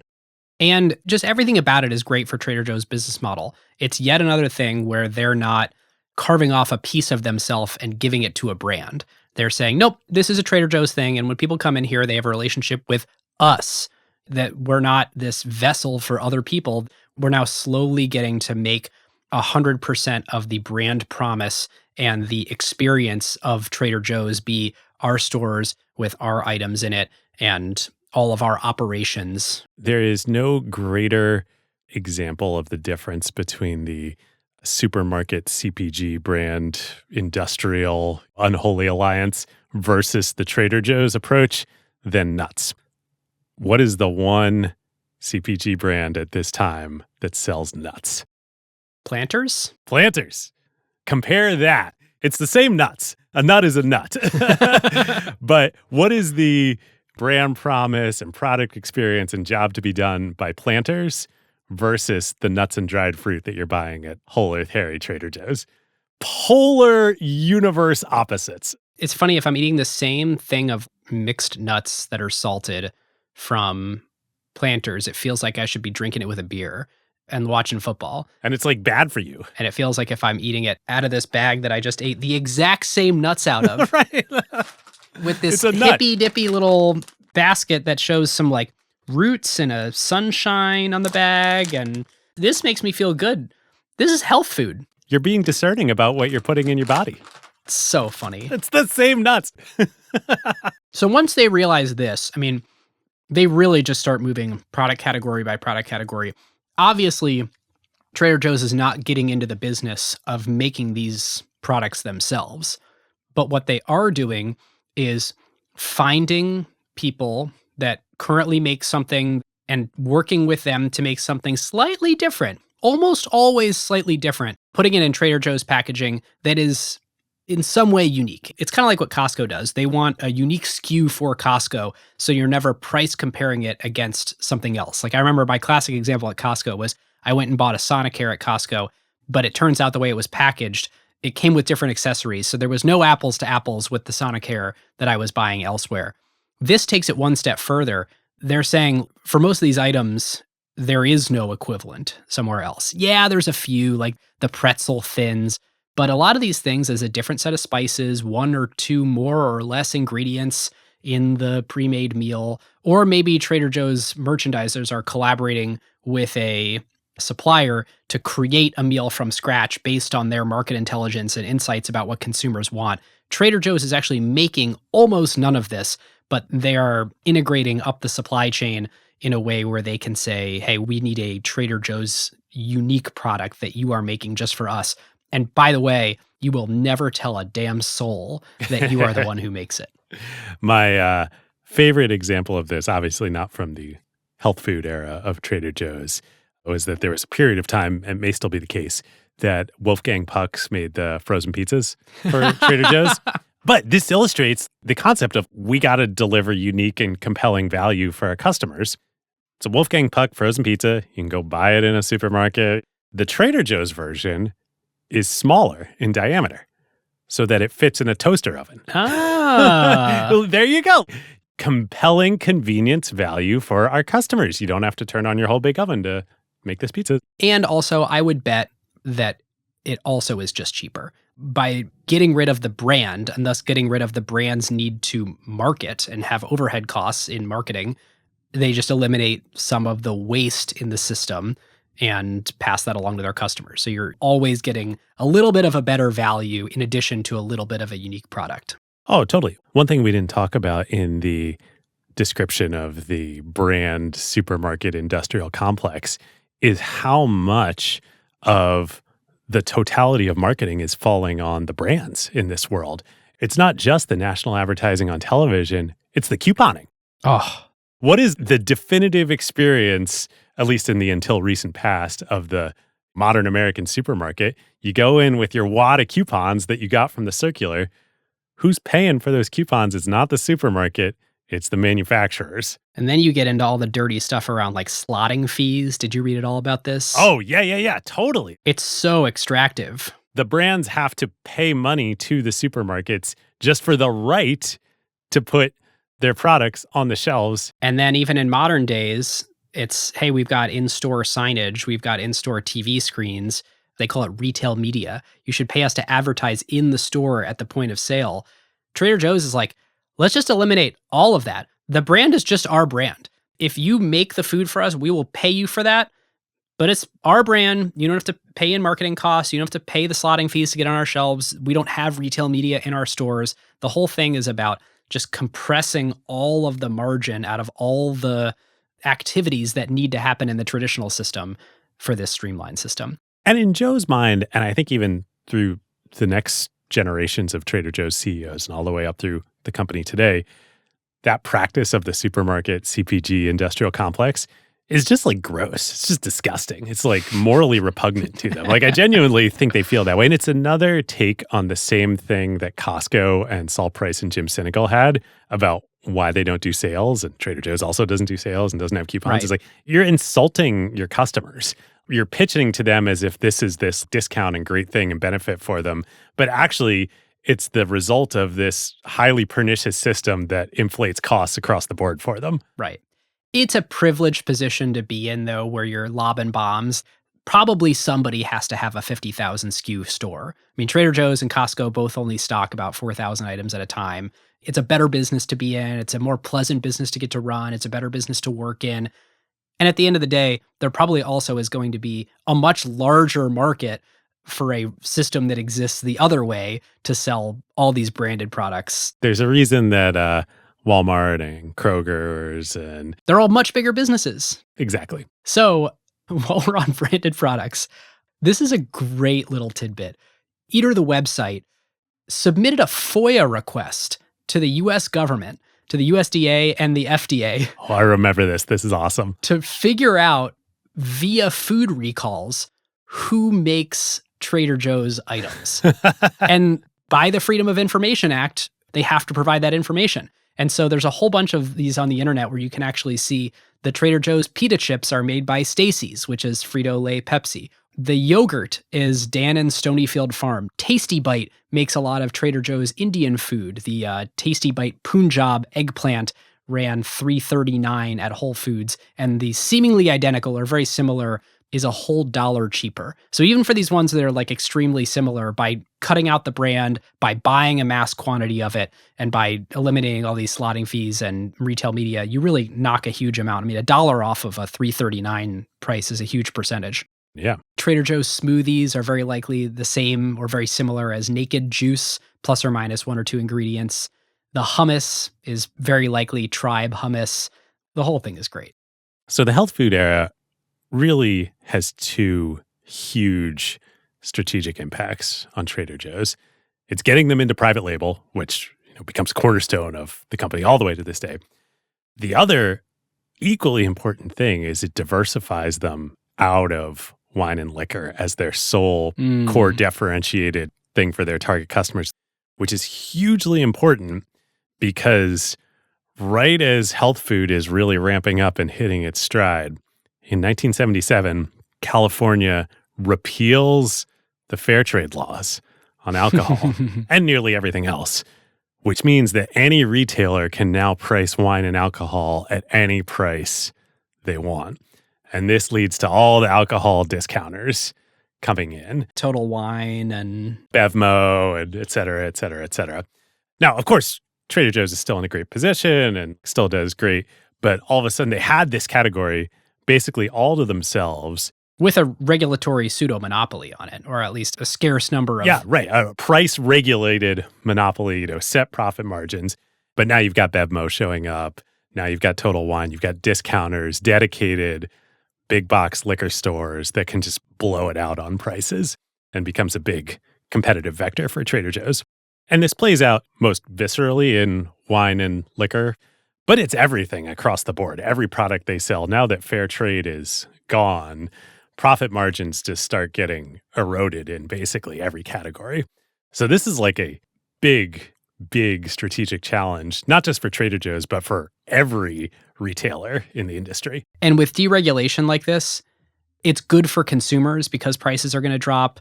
In some ways, it's good to be a retailer because now you have more control. You can move prices up and down when before you were prohibited from doing so. It's bad because your guaranteed profit margin is going away. But what it does do is it shifts the entire competitive playing field to how good are you at your operations? How tight are you at running your business, controlling your costs, accounting for everything, and understanding all the impacts now that your profit margins are shrinking of things that ripple through your business? Yes, and Trader Joe's certainly does do all of those things coming out of this. However, what you just said is true for the majority of retailers out there. But if you could somehow find a way to make the majority of what you sell, or maybe even eventually everything you sell, truly differentiated, one-of-one products, well, then you would be insulated from this price competition, have no direct competitors. And man, it's really nice that Trader Joe's has just built up this private label expertise in the health food market. Yep. So Joe decides, all right, end of fair trade and deregulation. I don't want to undersell. This is a massive tidal wave that hits the industry. Retailers go out of business left and right.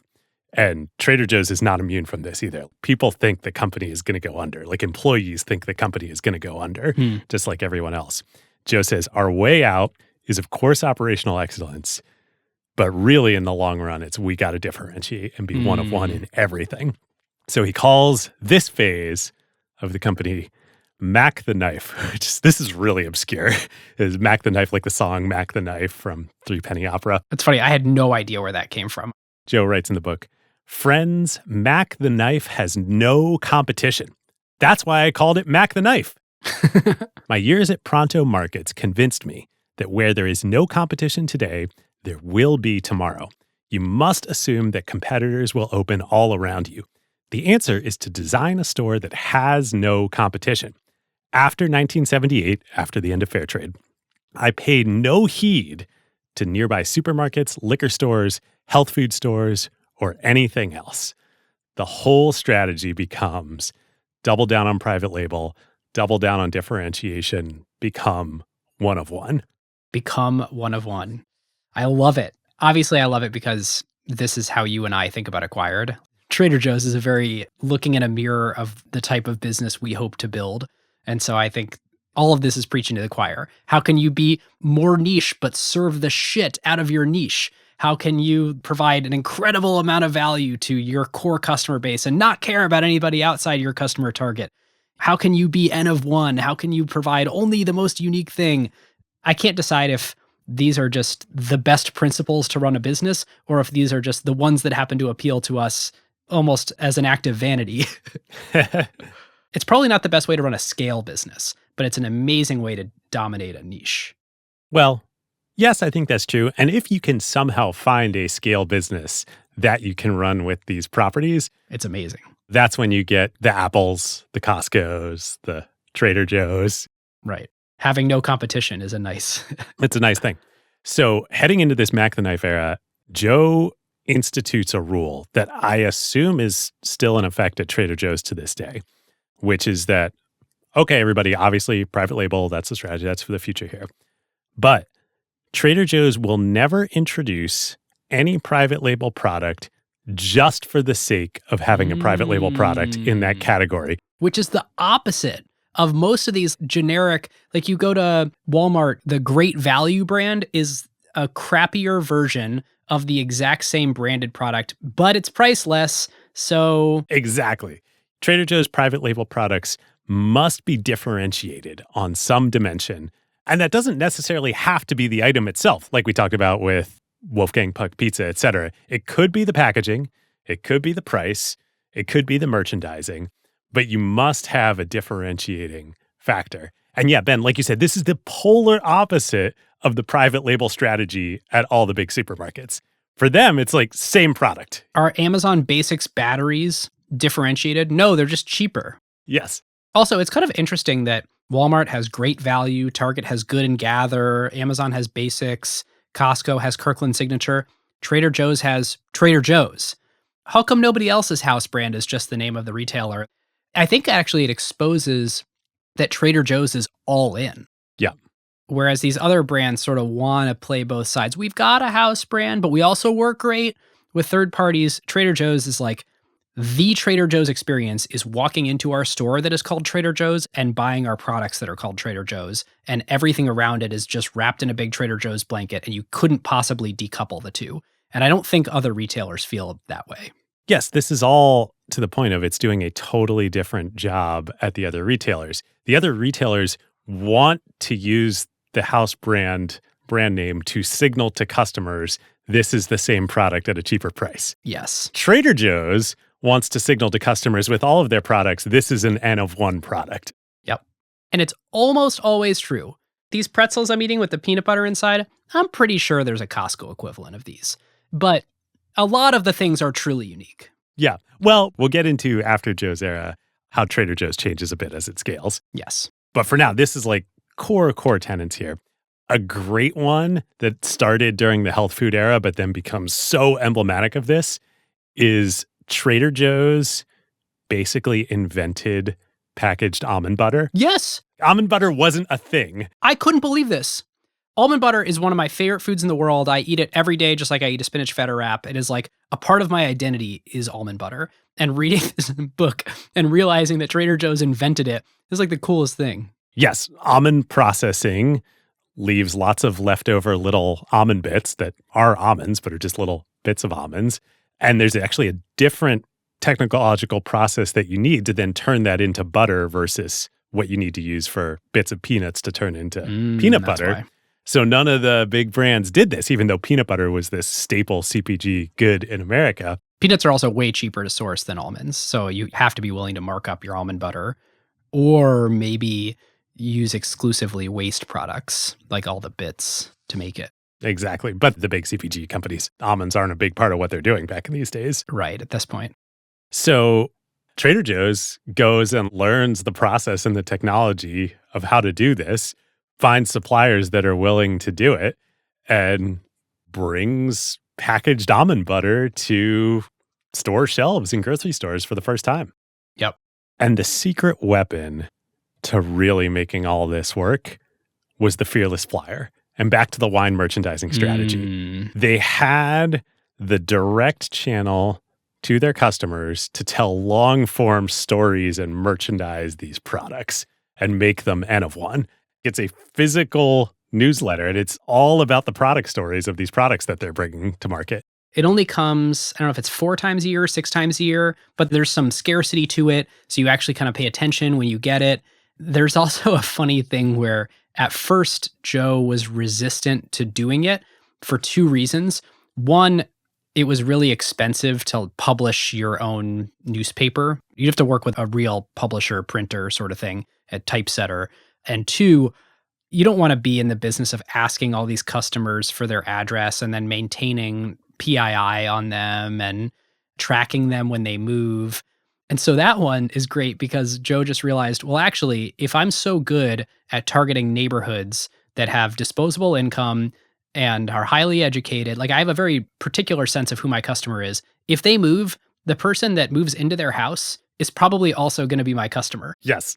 So I can just do zip code targeting. And so he's like, this is great. We'll just mail them out to everybody in the area around the store that I want to serve. And then for the first one, this is amazing. The timing of this is right around the time that the original Mac is released. And so he was doing the Fearless Flyer himself. Yes. Using desktop publishing software on the original Macintosh. And I will say, when you pull up the Fearless Flyer, you can kind of tell. It looks like one of these amateurishly laid out desktop publishing software publications. Which today is part of the charm. But yeah, it was done by Joe himself back in the day. As is the goofy tagline that is very Trader Joe's in their sense of humor of terrible dad jokes and puns. Trader Joe's Fearless Flyer, as always, free and worth every penny. Yes. So this leads into, as far as I know, the one only other marketing advertising activity that Trader Joe's does. Oh, on the radio? Yeah, radio. And I believe, the only paid one, which also starts as an organic free thing. Yes. Radio advertising. So the classical music radio station in LA, which again, target customer, educated and underpaid, asks Joe to come on once a week. This is especially during the wine era of Trader Joe's, and do a 1-minute segment on a wine that they're bringing to town. And of course, Joe's like, amazing, I'm going to do that. And then it broadens out to food. And it works so well that they eventually decide, hey, we should actually do this as paid radio advertising. But unlike everybody else who advertises on the radio, these aren't going to be generic ads. It's going to be Joe, written himself, speaking himself, telling the product story of one singular product in every ad. And we're always going to end with, thank you for listening. I love it. It's a non-advertisement advertisement. Joe basically discovered the power of podcasts to reach your audience back in the 1970s. They realized they should actually go pretty hard into this. And in order to justify all the radio ad spend, they needed a density of stores in a certain area. And so when they were going to launch a new city, they would have to make sure they had sufficient number of stores to amortize buying radio ads for all the different areas it was going to reach. Right. Because it's going to reach the whole city. Right. They wouldn't just launch one store. They would go into a city and launch several at a time so you can get the economies of scale of that. There is one other place that they did paid marketing. Ooh. Do you know what it is? I don't know that I found this. Donations to the arts. Ah, yes, yes. Again, on this theme of the highly educated and trying to reach them where they are, they would do things like go to plays or go to the ballet, make donations, appear in the playbill, in the pamphlet, in the magazine. Yeah. My wife, Jenny, who's an executive at the ballet here in San Francisco, will be very mad at me if I don't underscore for everyone listening that supporting the arts is a great, effective form of marketing for your company. Because it is also tax deductible. Also tax deductible. And for Trader Joe's, reaching exactly your target audience. Yep. So coming out of that mid-70s whole earth hairy health food era of Trader Joe's, it really was these two huge strategic things for the company. One was diversifying them out of just wine and liquor into another new product category that they could be really differentiated in. And then the bigger one of just getting them into this private label strategy as a whole that they could then blow out with Mac the Knife and eventually transform the whole store, basically, except wine and liquor, into private label. There was one other thing, though, that Joe did as a sort of strategic hedge against all the chaos that the repeal of fair trade unleashed in the California retail sector. Yeah, he sold the company. Yeah. Yeah, he sold the company. Just a little hedge. So what's the story? In 1979, Joe and all the other employee shareholders completely sold out, 100% of the company's equity.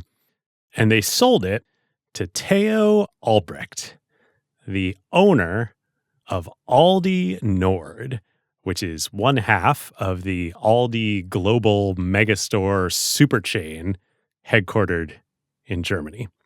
The even crazier twist, though, is that Joe remained as the CEO of Trader Joe's for another 10 years after selling the company until he retired in 1988. This is not the brother that owns the store called Aldi in the United States. Yes, to be super clear, Aldi does not own Trader Joe's. One, the Aldi that exists in the United States is Aldi Süd, the other half of the Aldi empire that split in the late 60s, early 70s. The relationship that owns Trader Joe's is the founder of Aldi Nord, the other half. And the entity Aldi Nord never actually bought Trader Joe's. Theo bought it himself personally. And yes, Trader Joe's is now owned by the three German foundations that he set up for after his passing. And if you look lots of places on the internet, it will tell you that Aldi owns Trader Joe's, and that is not true. Okay, how did this happen?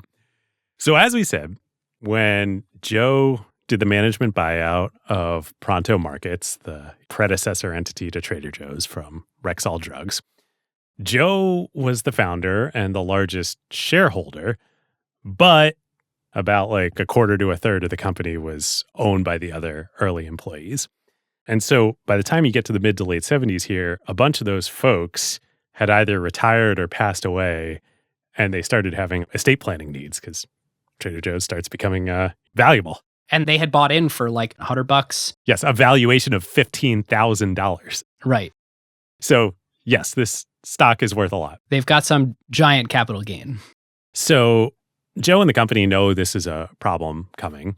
And during the mid-70s, they spent a couple years setting up a whole ownership structure to transfer ownership of the company into an official employee stock option plan, or ESOP, as it's known in corporate finance. This is the exact same kind of structure, by the way, that Domenico De Sole and Tom Ford used to protect Gucci as the mechanism by which they rebuffed Bernard and LVMH in the handbag wars between Gucci and LVMH. Amazing. Yeah. So the thing, though, about setting up this ESOP ownership plan and transferring ownership of the company into it is it was predicated on there being a valuation for the company. And right as it's about to happen is when fair trade gets repealed. And interestingly, there had not been any primary capital infusions to look at.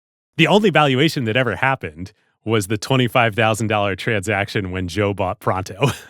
Right. It's a big deal for whoever is coming in to create the valuation for this, because that'll be the basis for which this entire corporate structure, reorg, employees owning it in an ESOP is going to be predicated on. Yep. And the value that the original shareholder is going to cash out, et cetera, et cetera.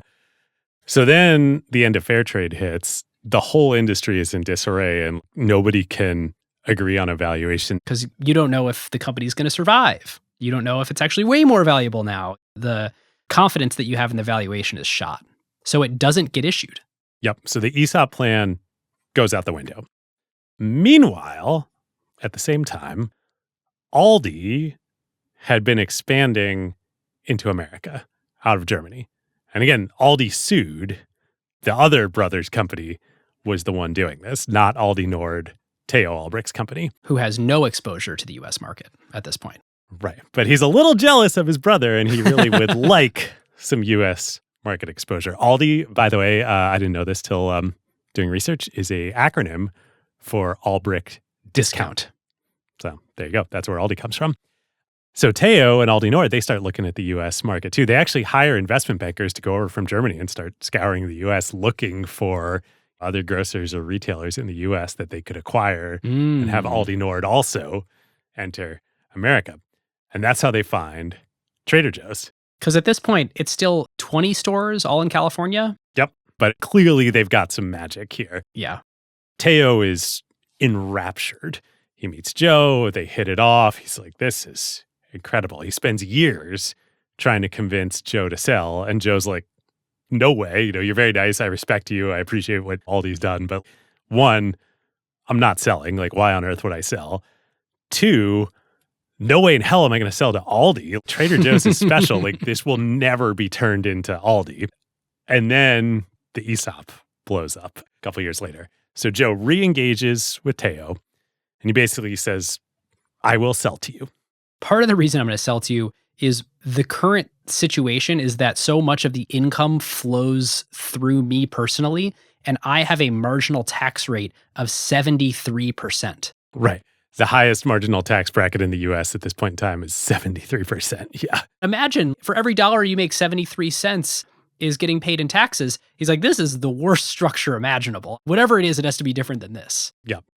So he says to Teo, all right, I will sell to you, but here are my conditions. Number one, Trader Joe's will not become part of Aldi. We will share nothing. These are totally different businesses. You won't use Trader Joe's as a vehicle for Aldi Nord to come to America. Two, Ben, like you're saying, we will have complete management autonomy, and the strategic operating plan that we are going with now and for the future is private label, not the Aldi massive discount operating plan. You either believe that and are in, or there's no deal. Three, I can stay on as CEO for as long or as short as I like. No management contract. It is 100% up to me. Four, the price you're going to pay for the company is 3 times what you offered me a couple years ago. And then number 5, the real kicker, we're going to put all this in a contract. It is going to be a 1-page deal. We're going to put these deal points in here. 1-page contract, no diligence, no definitive merger agreement, BS. That's it. 1 page with these points. I will draft it, sign the paper if you like it, pay me and my employees the money, or no deal. And Teo says, great, I'm in. Awesome. So they do the deal. That's it. God, the value of a we trust each other 1-page contract thing is just, you just see it over and over again in the best businesses and the best partnerships of all time. I mean, I was reading this in Becoming Trader Joe in Joe's autobiography. And I was just like, hold on, like, well, this is why Warren Buffett wins. Yeah. This is why Berkshire is Berkshire. So Teo Albrecht owns Trader Joe's. And then now his 3 separate foundations, kind of just like the IKEA structure from that episode, own Trader Joe's. And neither Teo nor certainly Aldi ever invest a single incremental dollar beyond the price that they bought it for. It is very profitable, cash flow positive, throwing off cash for the foundations ever since. Yeah, as of 1976, so 3 years before the sale, Trader Joe's carried no fixed interest-bearing debt, never recorded a loss, and became more profitable every year. Incredible. It's crazy. I'm actually not sure we've covered a business on Acquired like this that starts with a giant amount of leverage where the founder just mortgages his life. Sells his house. Yeah. Yeah. And then manages to, within 13 years of founding, get out from under it and then just incrementally pile up more cash in the business every year. Maybe Nike. Yeah, maybe Nike. The Japanese trading company is a little bit of a twist, but... Yeah. I mean, Teo Albrecht is a bit of a twist here, too. Yes. But again, that didn't impact the business at all. He just became the shareholder. So meanwhile, there's a whole nother parallel story, which is not for this episode, which is Aldi sued. Aldi is one of the biggest grocers in America now. Yes. There are 2,500 Aldis in the U.S.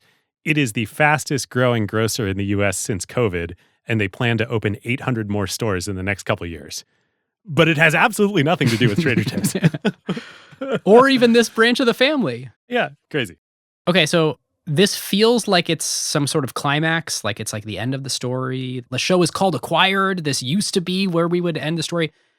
There's like 20-something stores when this transaction happens. They're still in Southern California.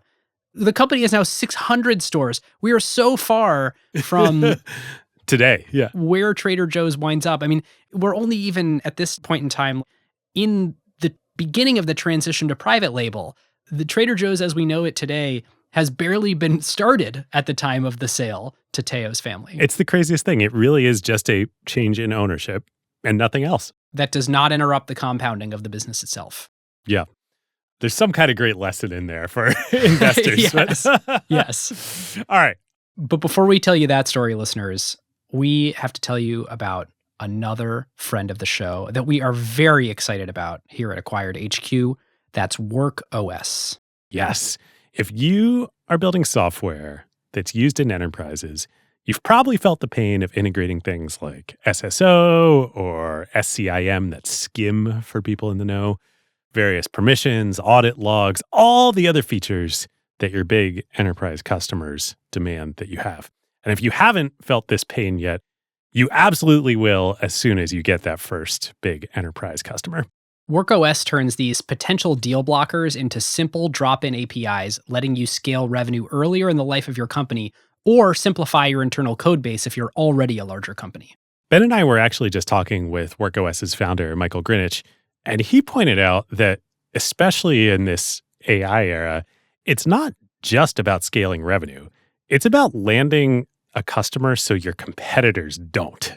Enterprise readiness has just become table stakes for companies no matter what their stage, and WorkOS is the go-to choice for the best software companies to shortcut this process and get back to focusing on what makes their beer taste better, building the product itself.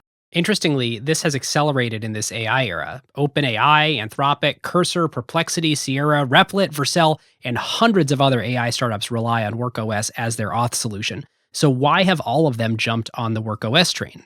Yep, Michael was telling us it's basically two things. One, AI companies are just scaling so much faster that they need things like authorization, authentication, and SSO to quickly become enterprise ready in the early days. And two, unlike the old world of bring your own SaaS product for your little team, these AI products reach pretty deep into your customers' systems and data to be the most effective. So IT departments are scrutinizing software vendors more than ever to make sure new products are compliant before they can adopt them. So if you are ready to get started with just a few lines of code for SAML, SCIM, RBAC, SSO, authorization, authentication, and everything else to please IT admins and their checklists, check out WorkOS. It's the modern software platform to make all this happen. That's workos.com, and just tell them that Ben and David sent you. All right, David, the big expansion. So what happens after the sale? Well, the immediate answer, of course, as we said, is nothing. Joe sticks around as CEO for the next 10 years, running the private label strategy. And it works great in Southern California, as you were saying, Ben. So here's the thing about Joe. He really is like Soul Price. He was this incredible entrepreneur, absolute genius, came up with all of this truly innovative, orthogonal, genius strategies that nobody else in the industry was pursuing. Saul Price did the same thing at Costco, but Saul Price isn't the one who really built Costco. Jim Sinegal built Costco, the scale Costco we know today. It's the same thing for Joe. He built Trader Joe's, but he really didn't have any interest in scaling it and taking it outside of Southern California. I kind of think, reading between the lines of some of the things some of his successors said about him and some of the stuff in his obituaries and press, I think he just really didn't want to travel. I think he wanted to be close to his family. I think he wanted all the stores within a day's drive to and from his house.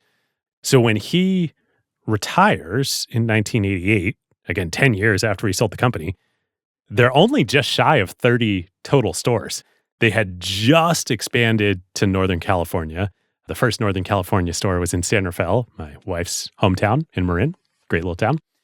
I think for Joe, that's sort of what his ambition was to build one of the greatest retailers of all time. Regional chain. But he was indifferent whether it was regional or national. It's so interesting how some of the entrepreneurs we study have this empire builder strain to them, where they're never satisfied. They have to build the biggest thing in the world and build something of consequence to the world. And if there's an opportunity to do that, they must go seize it. It's impossible to not spend their time, effort, life doing that. And Joe just wasn't one of those people. The Mark Zuckerbergs. I think he kind of looked at it and thought, well, to what end? What is the point of building something giant? I'm the shareholder. I like this business. I have this great life. I've very positively impacted all the people who work for me, all of our customers who shop for us. I've helped birth the wine industry in California and America. This is a thing I can obsessively polish. I do like constantly making it better and making it more resilient and all these things, but bigger wasn't necessarily the goal. Yeah, I can totally relate to it. But national expansion clearly is what should happen next year with the business. Yes. So in 1987, as Joe's getting ready to retire, he hires an old friend from Stanford, from his GSB days, a guy named John Shields, to come in as president and COO under him for a year and then be the anointed successor to take over. John, after GSB, had gone and worked at Macy's and then at Mervyn's, the huge retailer that got acquired by Target. So John knew retail, knew national expansion and operations, and most importantly, Joe had known him for a long time, going all the way back to Stanford, and trusted him.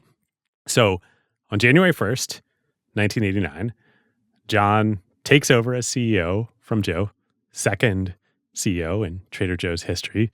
It's crazy. This is 36 years ago. The modern Trader Joe's is all formed after the sale. After this, Joe lays down the strategy. Yes. And all of the execution happens after, with some tweaks along the way, as we'll talk about.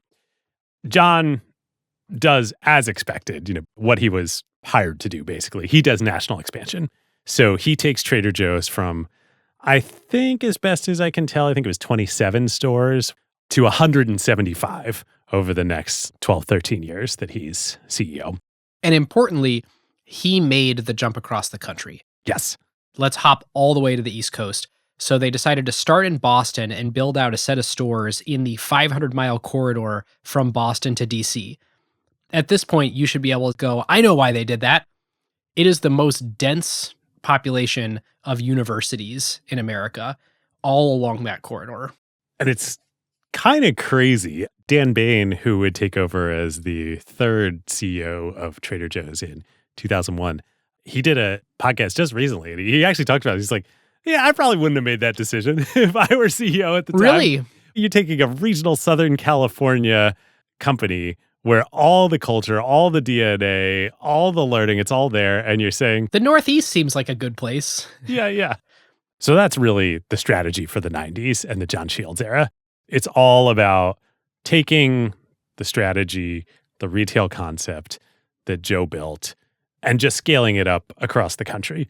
That and fully realizing the private label plan. That took a decades to shift everything that they were selling to Trader Joe's branded. So the third Trader Joe's CEO, Dan Bain, comes into the company in 1998, first as president of the West Coast operations. And he previously had been the CFO of a grocery wholesale business.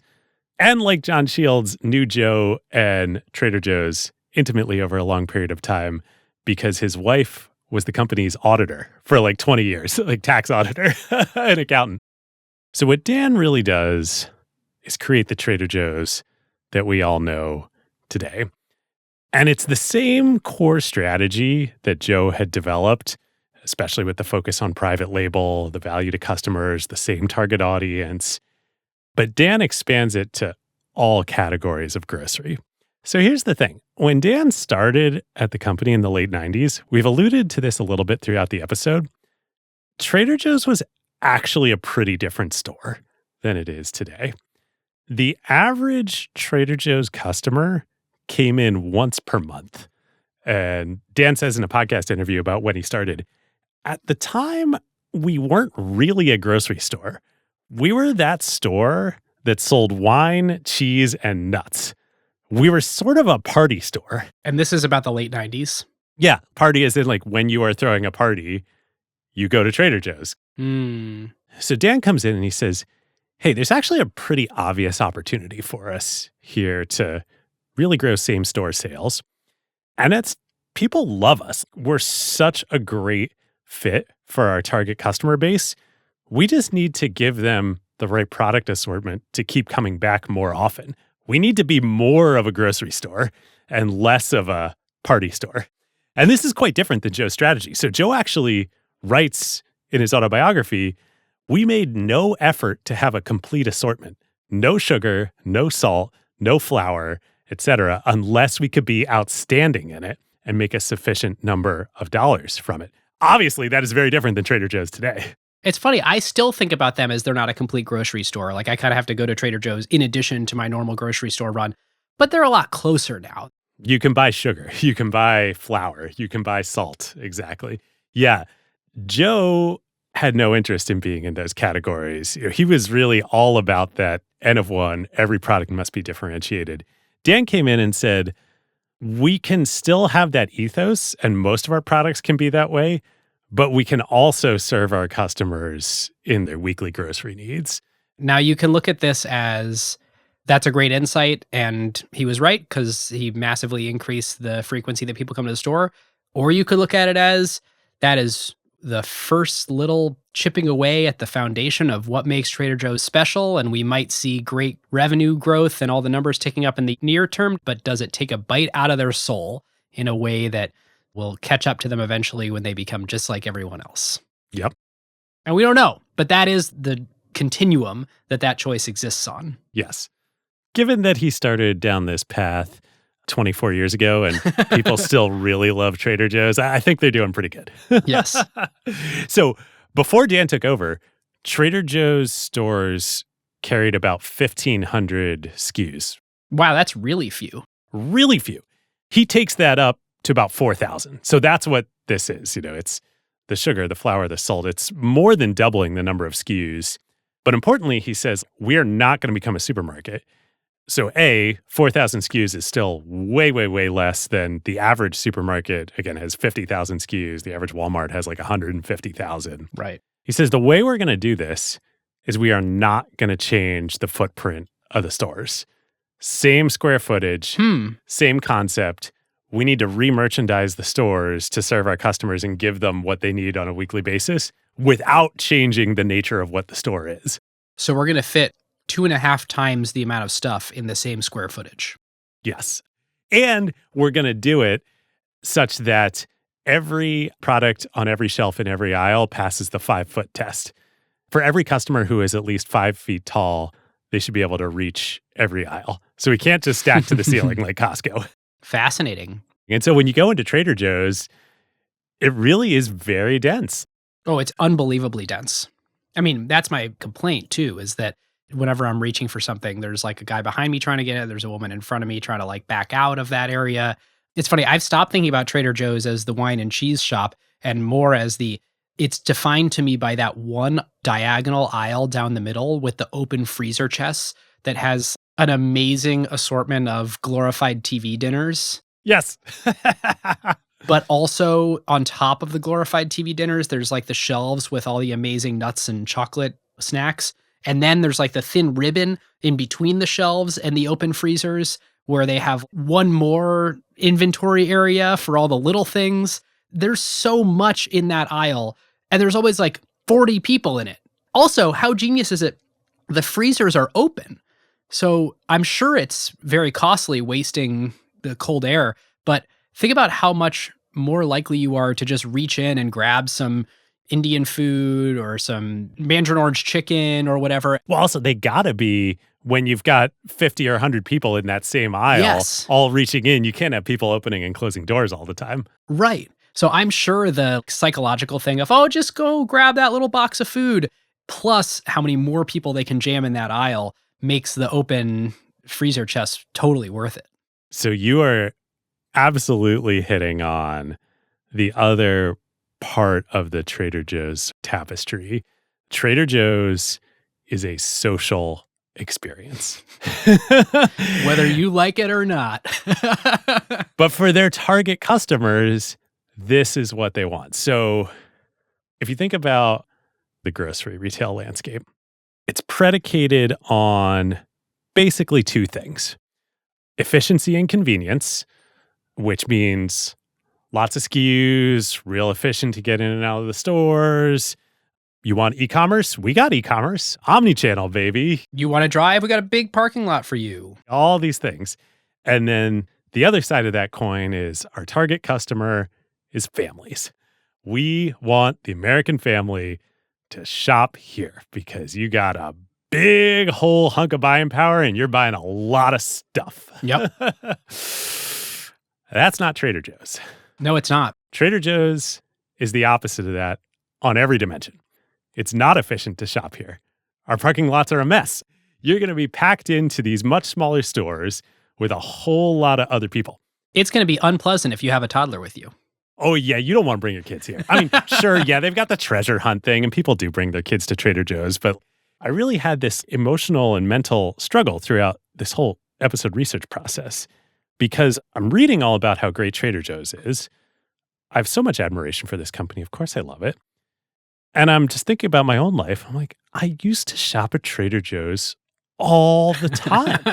I was a Trader Joe's customer, and then something happened in the last couple of years, and I never shopped there anymore. What could have happened? I'm racking my brain. Is it like acquired has been too successful?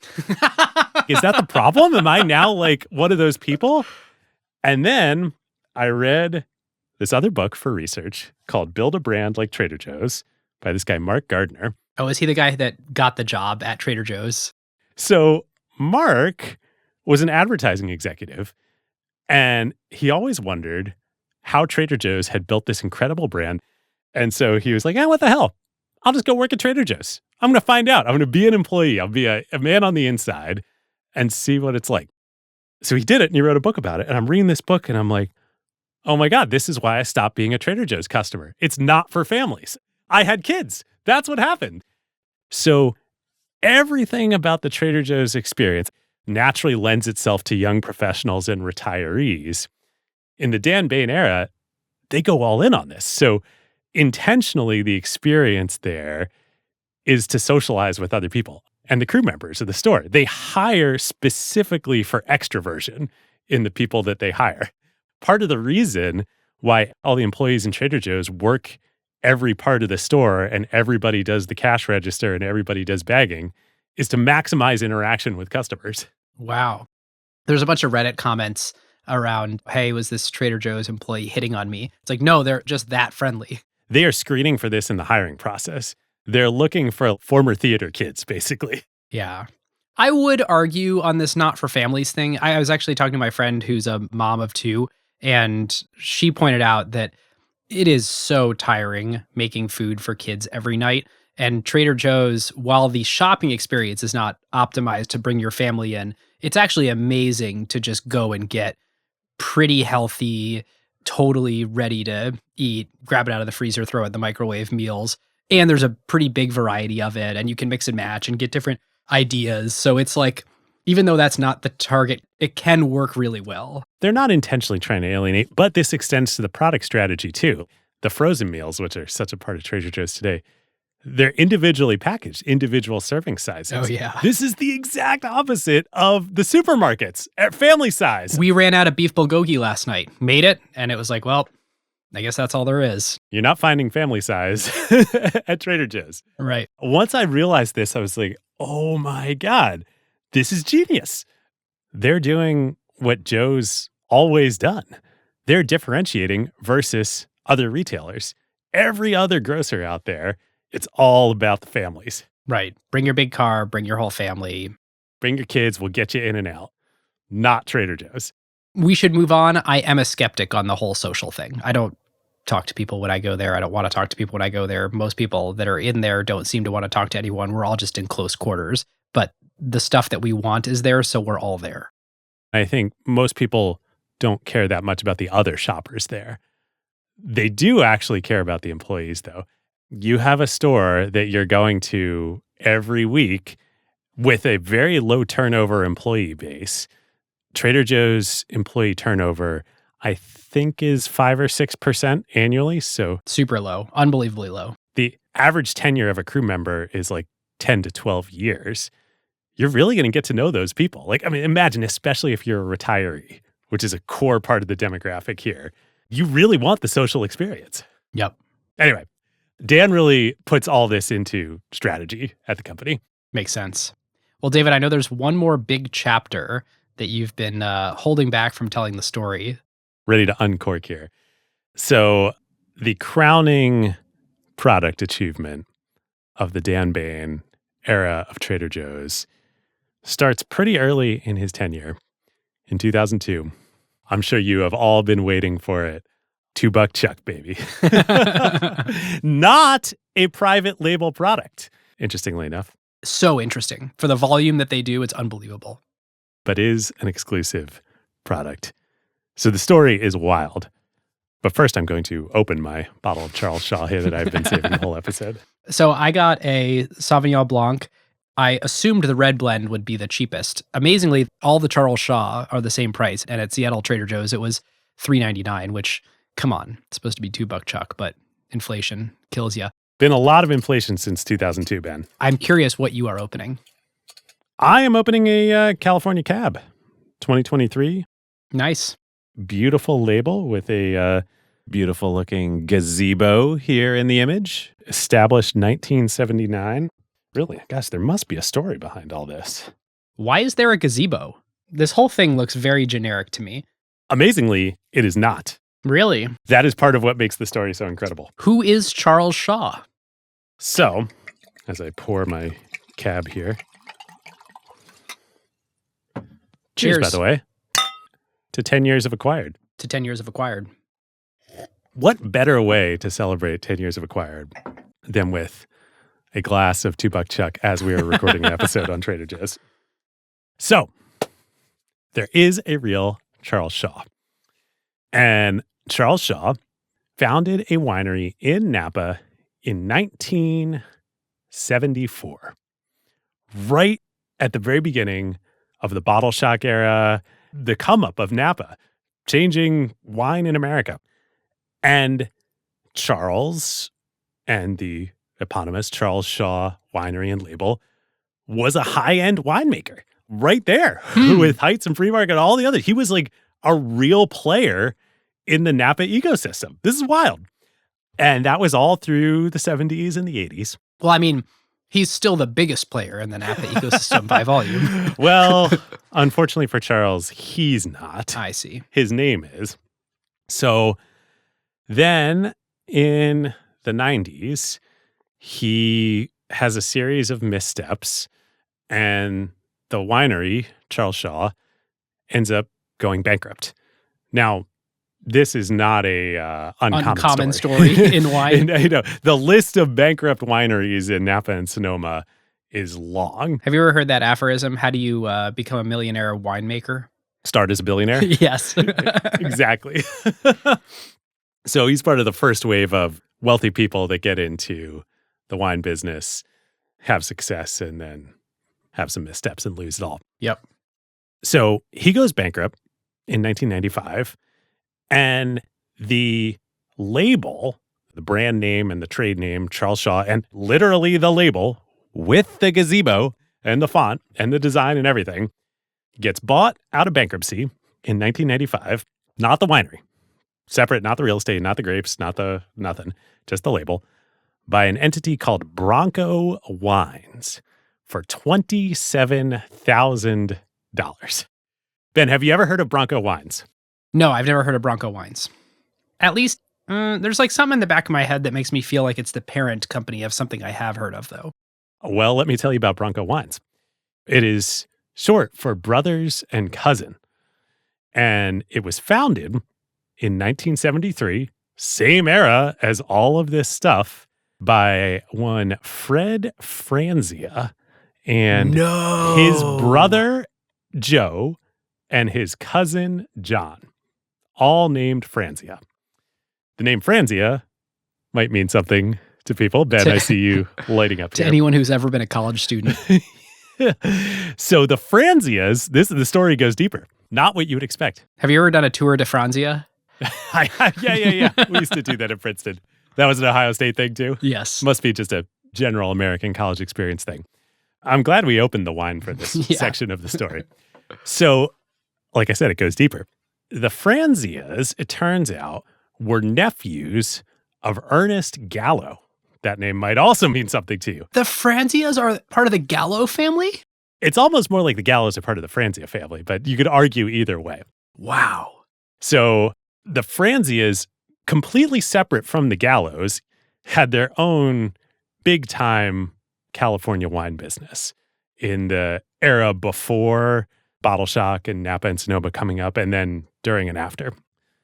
The Franzia business, the older generation, so the generation above Fred and John and Joe, sold out in 1973, right as wines are starting to have their moment in America, to none other than Coca-Cola. Wow. So Franzias were making real wine at this point. Franzia, as you know it, the boxed wine, does not exist yet.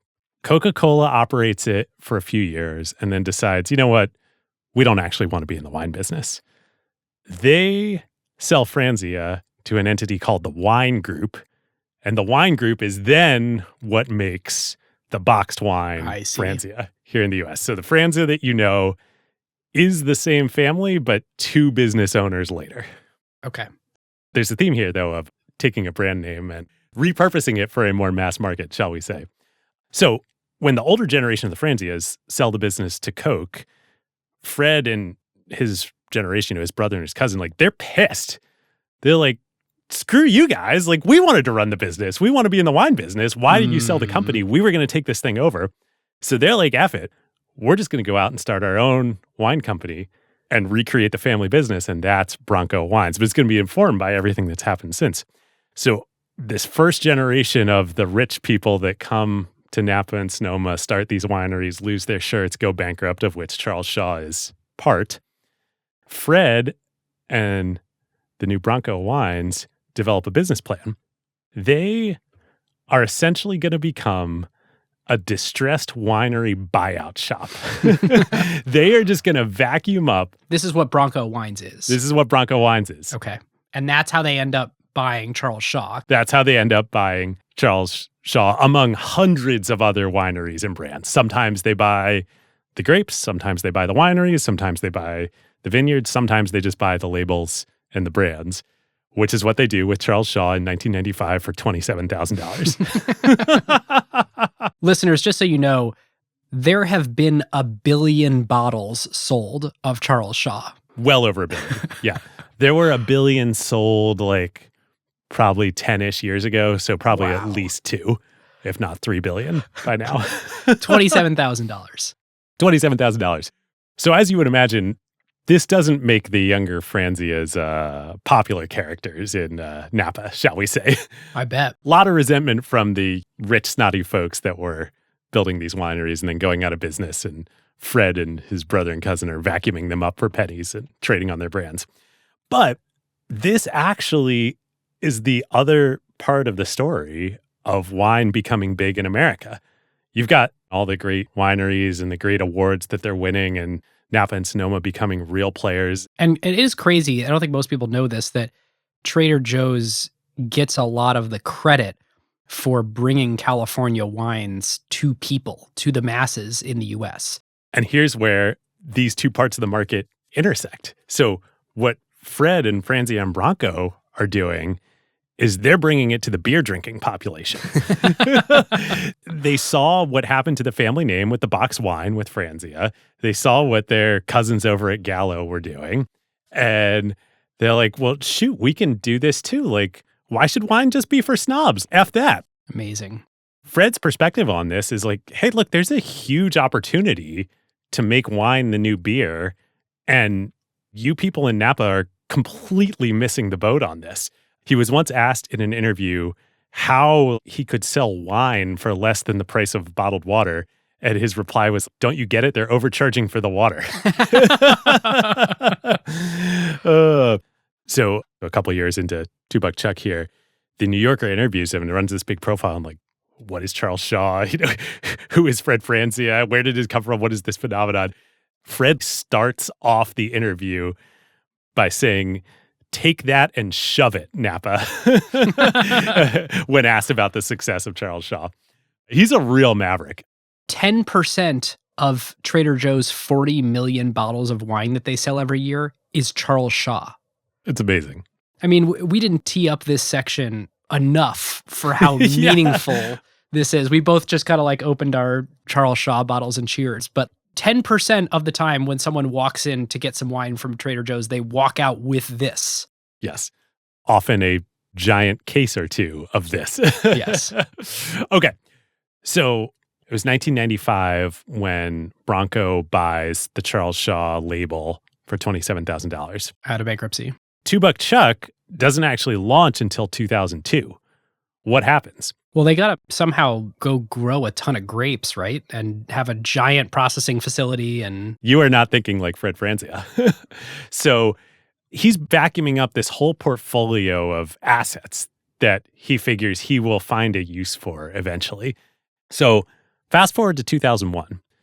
There is a huge overproduction surplus of wine in California. I think both it was a bumper year for grapes, and then demand was way down in 2001, a major misjudgment. So there's lots of surplus wine out there. And a lot of paper-rich people in San Francisco are not rich, just 50 miles south. Exactly. So Fred sees the opportunity of a lifetime, really. He and Pronto come in, and they buy up basically all of this surplus, finished, already made, produced wine at dirt cheap, below the cost of production. What, do they just like mix it all together? I think they kept it separate. But he's got this huge amount of unbranded surplus wine on his hands that is good wine from a lot of different wineries. And he needs an outlet and a vehicle, a vessel, you might say. Wait, but aren't they all going to taste different? Sure. Who cares? And this is when he hooks up with Dan Bain and Trader Joe's. Wow. It is the perfect wine for Trader Joe's. It is the perfect marriage here. So they take this glut of mostly genuinely good wine, they bottle it up, they use the Charles Shaw label, they pull it out of the portfolio, dust it off the bin, and they throw it up in Trader Joe's for $1.99. I'm going to read a few quotes here from this amazing oral history of Two Buck Chuck that ran in Thrillist a couple years ago and was the main source for all this. Franzia used the exact same name and the exact same label on the bottle as the old Charles Shaw back when it was a real winery. Even the same original artwork, a picture of a little pagoda. It's funny that the Thrillist article calls it a pagoda. Listeners, we reached out to Elizabeth Shaw, the daughter of Charles Shaw, to fact check this section, and she informed us it was not a pagoda, but a gazebo. Yes, thank you, Elizabeth. The Thrillist quote continues, that used to sit by the tennis court on Charles Shaw's Napa property. He, being Fred Franzia, shocked the world by slapping a $1.99 label on it. Everybody in the industry thought it was impossible. He had the testicles that nobody else had to sell wine at that price. He'd shoot over to Portugal or France and knock on the door of a cork or glass producer and say, if I write you a check for $2 million today, will you fill up this boat with cork? I don't care about quality. It gets better. People went apeshit. This was around 2002. Articles were saying this wine is amazing and actually drinkable. It was a fad, the Macarena of wine. I would always hear about it from college students. And it was this blue-collar pride thing. People thought, this bottle is just as good as the one that's $20. Screw those snobs. Together, Fred Franzia and Pronto and Trader Joe's unlock replacing beer. Not replacing, but, Right. wrestling in on beer as the alcoholic drink of the masses. Amazing. Okay, so what grapes go into it now? Because there's not this glut anymore. Can't find that information. Yeah, classic Trader Joe's. Yeah, Pronto isn't saying and Trader Joe's isn't saying either. But at least for those first few years, and this really helps establish the brand and the product, it's genuinely really good wine that just was surplus on the market that was going into Two Buck Chuck. So obviously this becomes a grand slam home run success for everybody. As you noted, Ben, prices have increased with inflation. $2 chuck is now generally somewhere between $2.99 and $3.99. But yeah, completely revolutionizes mass consumption of wine. Before that, yes, Franzia and boxed wine existed, but this is real wine. Right. In a bottle, priced at $2. Yeah. In The Secret Life of Groceries, he calls it essentially unquenchable demand. So here are the stats that I could find. 2009, so 7 years after the launch, they passed 400 million bottles sold. 3 years after that, they passed 800 million bottles sold. Bronco/Trader Joe's have confirmed out there that over 1 billion bottles have been sold. I'm sure that is grossly underestimating how many have been sold. Several billions, I'm sure. So if they're selling 150 million a year, which might be a little low on the estimate, that's 250,000 bottles per store. That's nuts. Which would put it at 600 bottles per day per store. What did you say a minute ago? Unquenchable demand for this? Unquenchable demand. I mean, but where else are you going to go and get a legitimate bottle of wine for $3, $4? Nowhere. Nowhere. So Fred Franzia dies in 2022, and the New York Times runs a big obituary about him, in which they quote Zach Gabale, who's a sommelier and host of the Vine Pair podcast and has been in the industry for a long time. He says, "I looked at stuff like Charles Shaw with a lot of condescension, but it really helped create in this country what had long existed in Europe, this very affordable, very accessible, widely available wine that people who wanted to drink wine essentially daily could afford to do so no matter what their income." It's incredible. And you got to wonder, how often are people walking into Trader Joe's to get a bottle of $2 chuck and walking out with $50 of other stuff? Yes. Of high dollar density items that are sprinkled all over the store. Would love to have some nuts to go with my $2 check. Yes. All right, David, should I catch us up to the business today? 600 stores. 600 stores. Well, it's worth saying Trader Joe's has become a little less differentiated today, as you said. The stores are bigger. And actually, some of this is a quote from Joe before he passed away to Benjamin Lohr as he's writing this book. He says, the stores are bigger, the SKU count is higher than in the old days. You really can't do the limited batches of amazing deals anymore because, they really are at scale. It's not like they're just going to be like, oh, great, you got this one pile of obscure nuts that we just need to unload in the next couple weeks. Great, no problem, we'll take that. They really do need to be able to distribute at scale. They try to keep that ethos with the sort of seasonal stuff. Like right now, I'm enjoying the mini Hold the Cones that are the holiday themed, but this is very planned and seasonal. It's harder to find suppliers that can manufacture at this scale, so they're constrained to a certain set of suppliers they can work with. But clearly, it's still working, and it's working better than ever. So perhaps the lesson is you can't be too precious. Once you establish your differentiation, there are ways to take advantage of your scale, but still keep the soul of what made you different, even though you're not living it to the extreme, the way that you had to when you were younger. So by revenue, David, you found this. There are lots of incorrect sources around the internet estimating their revenue. You found a podcast with Dan Bain where he throws out a significantly higher revenue figure than the rest of the internet thinks. Yeah, so he says on this podcast that when he retired in 2023, they were doing north of $20 billion a year in revenue, and they had just hit $1 billion when he joined the company in the late 90s. The estimates that had been going around the internet and are still out there if you search are more like 16, 17. We know in 2023 it was over 20. Yes. How did you find that podcast? A lot of Googling.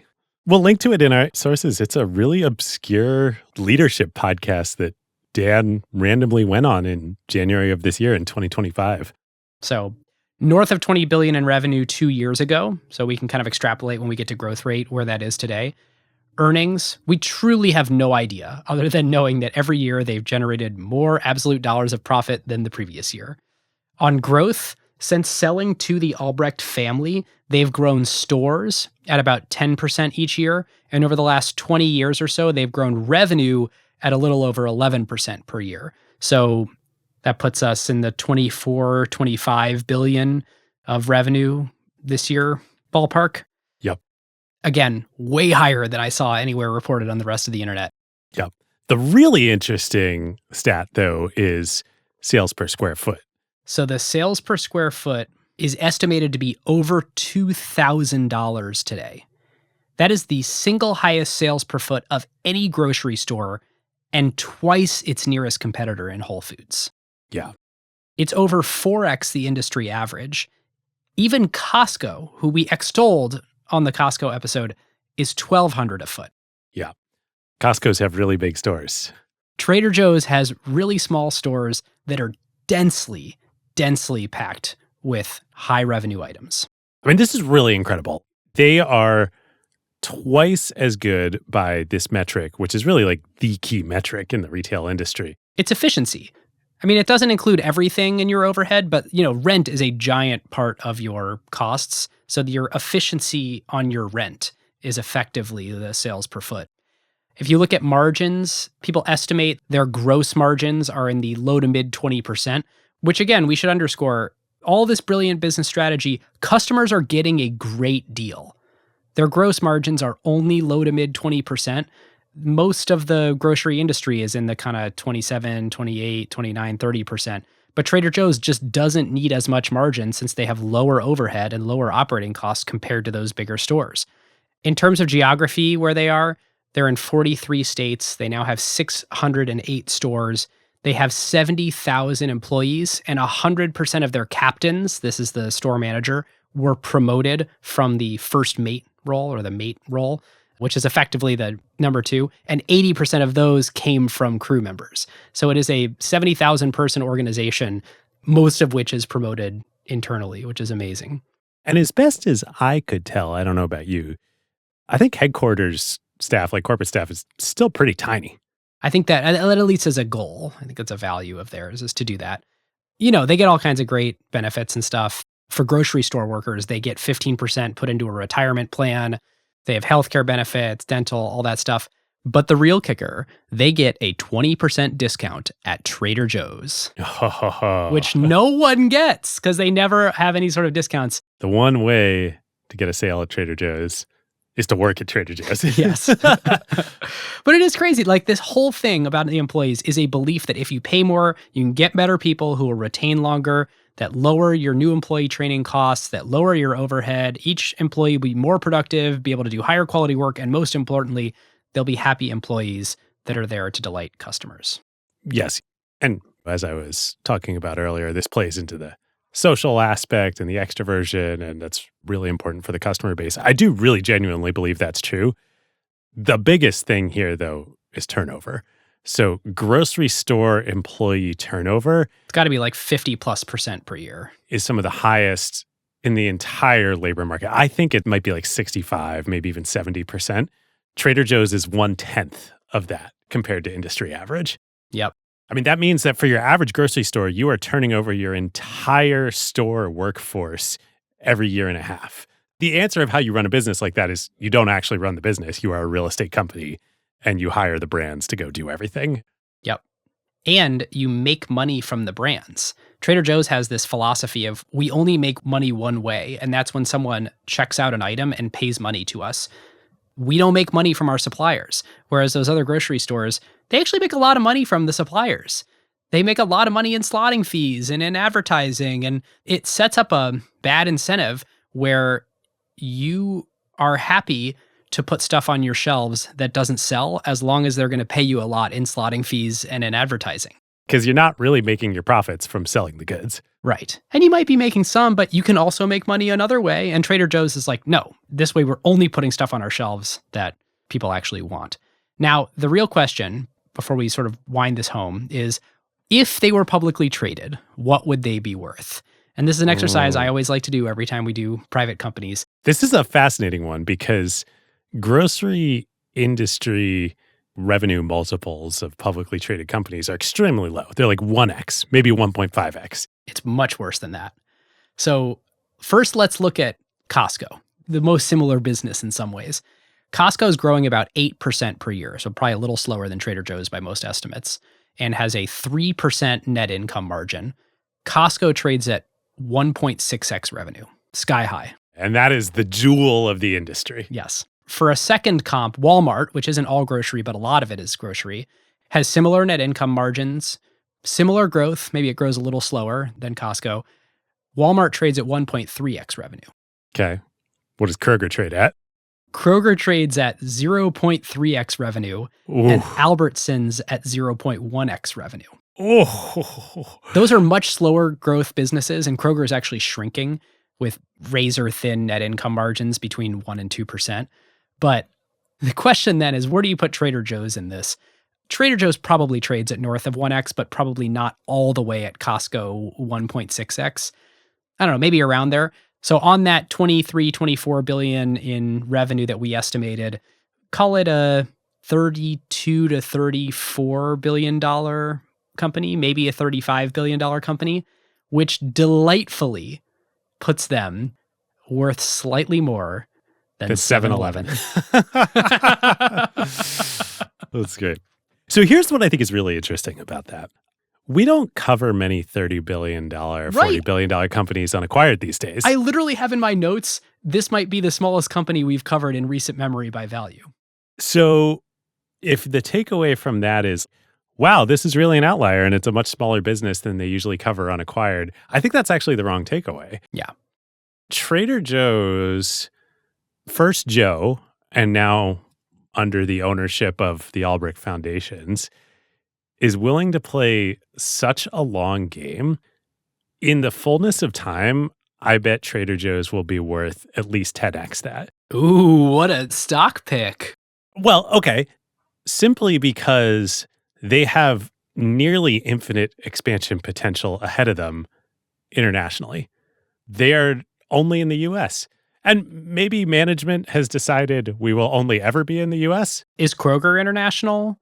Is Safeway international? Aldi works internationally. Costco works internationally. Walmart works internationally. Yeah. 7-Eleven works internationally. There is no reason why Trader Joe's wouldn't work in other geographies around the world and work just as well. They could sell American food as exotic, like cheeseburgers. Okay, so just to prove my point on this, I have a whole list of miscellaneous fun stuff about Trader Joe's that didn't make it into the rest of the episode. My number one thing is Pirate Joe's, which is a native Canadian who was living in the US, decided there would be an opportunity to bring Trader Joe's products to Canada.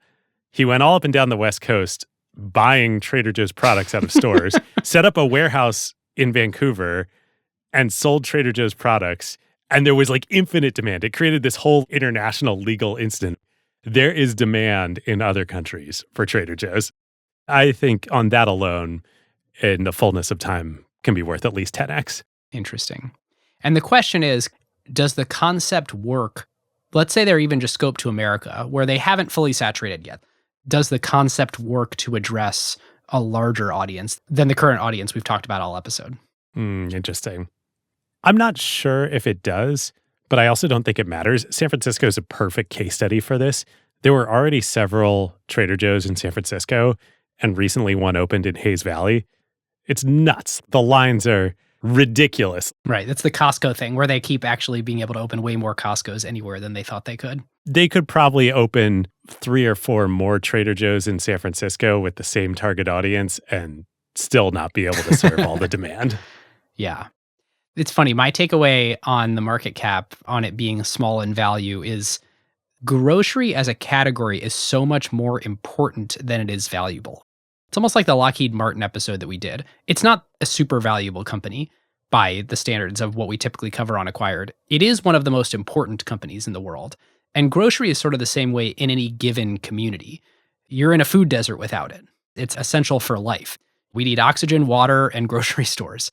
And Trader Joe's happens to have built one of the most, or probably the most culturally relevant brand in an essential category, even if it ends up financially not being as valuable as these other companies we cover. Yep. I totally agree with that. The cultural relevance really is crazy, though. Have you seen the prices of these limited edition tote bags on the resale markets? Oh, yeah. They're like fashion items in Europe. I almost was like stocking up at the store yesterday when we were there. You could start a Pirate Joe's for Yes. amazing. All right. Well, you were pitching me before we started on when we wind down the story, we should lay out the entire ballet with what is the way that all these puzzle pieces fit together and what sort of drives the flywheel. Great. Let's do it. So I would throw out, it all starts with this insight that we don't need to stock everything. People just need to trust us that they'll find great stuff when they come here. And if you have that, then you can flip all the assumptions of the grocery business on its head. Yep. I totally agree. You should always remember that Trader Joe's started as a wine merchant and they merchandise everything like wines. And that's exactly how you would behave as a wine merchant. There's no way you could ever stock every wine in the world. You need to be a merchant and have an assortment. Yes. So you need to be a merchant. You need high dollar density items. Avoid taking up large amounts of space for things like paper towels. And a corollary to that, they aren't focused on the margin percentage of each item. We didn't talk about this yet, but they actually don't apply a consistent markup. They focus on the absolute dollars of margin in each item. So if something is $20 and you only make a couple bucks of margin on it, that's actually not bad as long as it doesn't take up too much shelf space. You'd much rather have that than sell something for $4 where you're only making like $1 of margin, even though on a percentage basis, it sounds better. Trader Joe's is like, no. The scarce thing is the square inches on the shelf. You then get very quickly into, okay, so they've got this low SKU count, not as low as the old days, but still only like 4,000 SKUs. And if you keep this constraint really aggressively, it means that you're not wasting money on your less productive square feet. Every square foot is sort of being used to its highest capacity.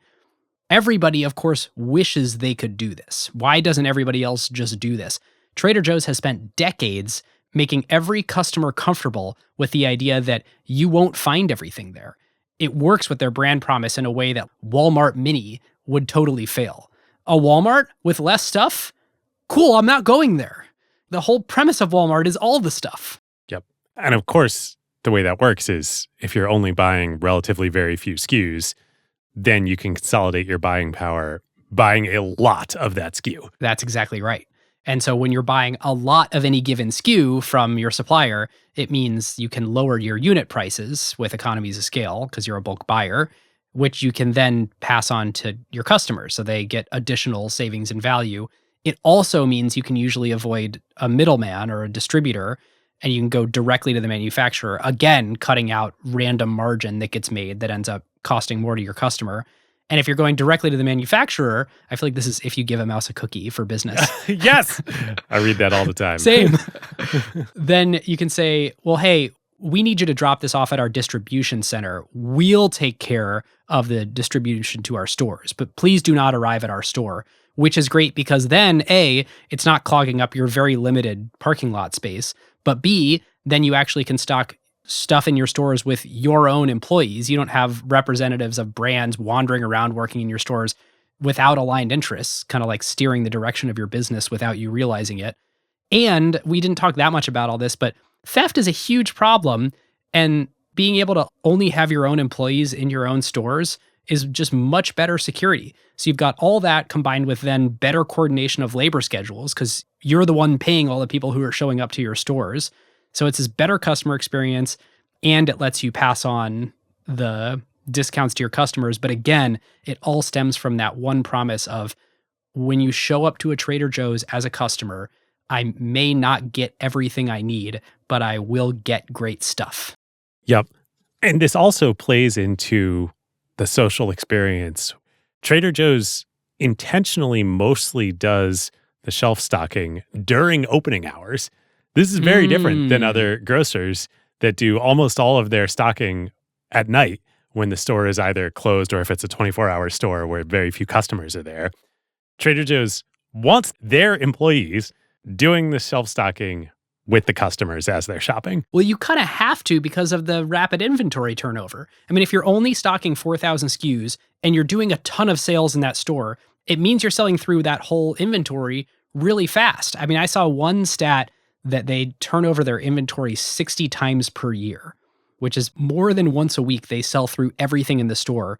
You found one in that podcast with Dan Bain where he said that there are some stores that actually sell through twice a week. Yeah. And that's on an average across the whole product assortment twice a week. That's like 100 times a year. On a product level, this is what you were saying a minute ago about why you need to be stocking while customers are shopping. For the most popular products in the most popular stores, you're turning multiple times a day. Yeah, that's true. The entire store would get emptied out every 3 to 6 days, which means products will probably get emptied out every few hours. Think about $2 Chuck. That display has to be replenished multiple times a day in most stores. Such a good point. It's funny that I've been thinking about all the ways this is similar and different to Costco, because a lot of this will rhyme. On that episode, we pointed out that the rapid inventory turns meant that you could sell through your inventory before the net 30 payment was due. And the benefit there is that your suppliers are effectively financing your entire inventory, and you don't have to tie up your own working capital in the inventory. This is amazing. I know where you're going. Complete opposite with Trader Joe's. Trader Joe's does the opposite. Yes. They pay up front. And they pay on delivery. Yes, they pay cash on delivery. You just have cash as soon as you drop something off at their loading dock. This gives them a huge edge of being a preferred customer for these vendors, that those companies never have any cash flow issue or waiting issue. As soon as they drop it off, Trader Joe's makes good on the payment. I have never heard of any other retailer that does this. Cash on delivery of inventory. Everybody else, Costco, Amazon, Walmart. Yeah. Oh, pay in 60 days, 90 days. Yeah. A critical part of the business model is the cash float that they are selling the items before they pay for them. Trader Joe's has said, no, we don't care about that whole part of the industry. We would rather have the benefit that we get from paying suppliers quickly than the benefit we get from the vendors financing our inventory. We're not worried that we're going to sell the inventory. Yeah. Yes, that is true. They actually take risk too. A lot of traditional grocery stores are kind of like a consignment basis where you still own the inventory even though it's sitting on the retailer's shelves. The brands are actually still taking risk even though it's in the store. That's not the Trader Joe's philosophy. That's right. Which of course gets to private label, which dramatically simplifies your business model if you can get customers to be game for it. Well, I think there are a couple things you got to keep in mind about private label at Trader Joe's. And the most important is that the job private label is doing for Trader Joe's is completely different than the job private label is doing at every other retailer. Everywhere else, private label is code for same but cheaper. Right. It's generic. It's unbranded. At Trader Joe's, private label is code for this is a differentiated product. The other critical thing I think about private label for Trader Joe's that fits into the next puzzle piece is the marketing strategy. Trader Joe's is built on story-based product marketing, just like a wine merchant. Nobody else is built that way. They're built on brand-based marketing where most of, if not all, the marketing is being done by the brands on a mass market, often price and deal-driven basis, whereas Trader Joe's marketing strategy is all about long-form storytelling, and that only works because they have differentiated, unique products. Yep, totally does. All of this really leads to low overhead. When you need to do fewer things in your business, you just need fewer fixed costs. And so when you have fewer SKUs and smaller stores and more narrowly scoped operations and fewer suppliers you have to work with. Fewer media channels and marketing initiatives. Yes. Higher employee pay or deeper product knowledge or just less overhead overall, which means you can charge your customers less for items. That to me is the puzzle. I have a bunch of things they don't do and why, but they're all kind of obvious at this point. No sales or coupons. That just drives your customers to wait for sales. No loyalty programs, because again, overhead costs to administer.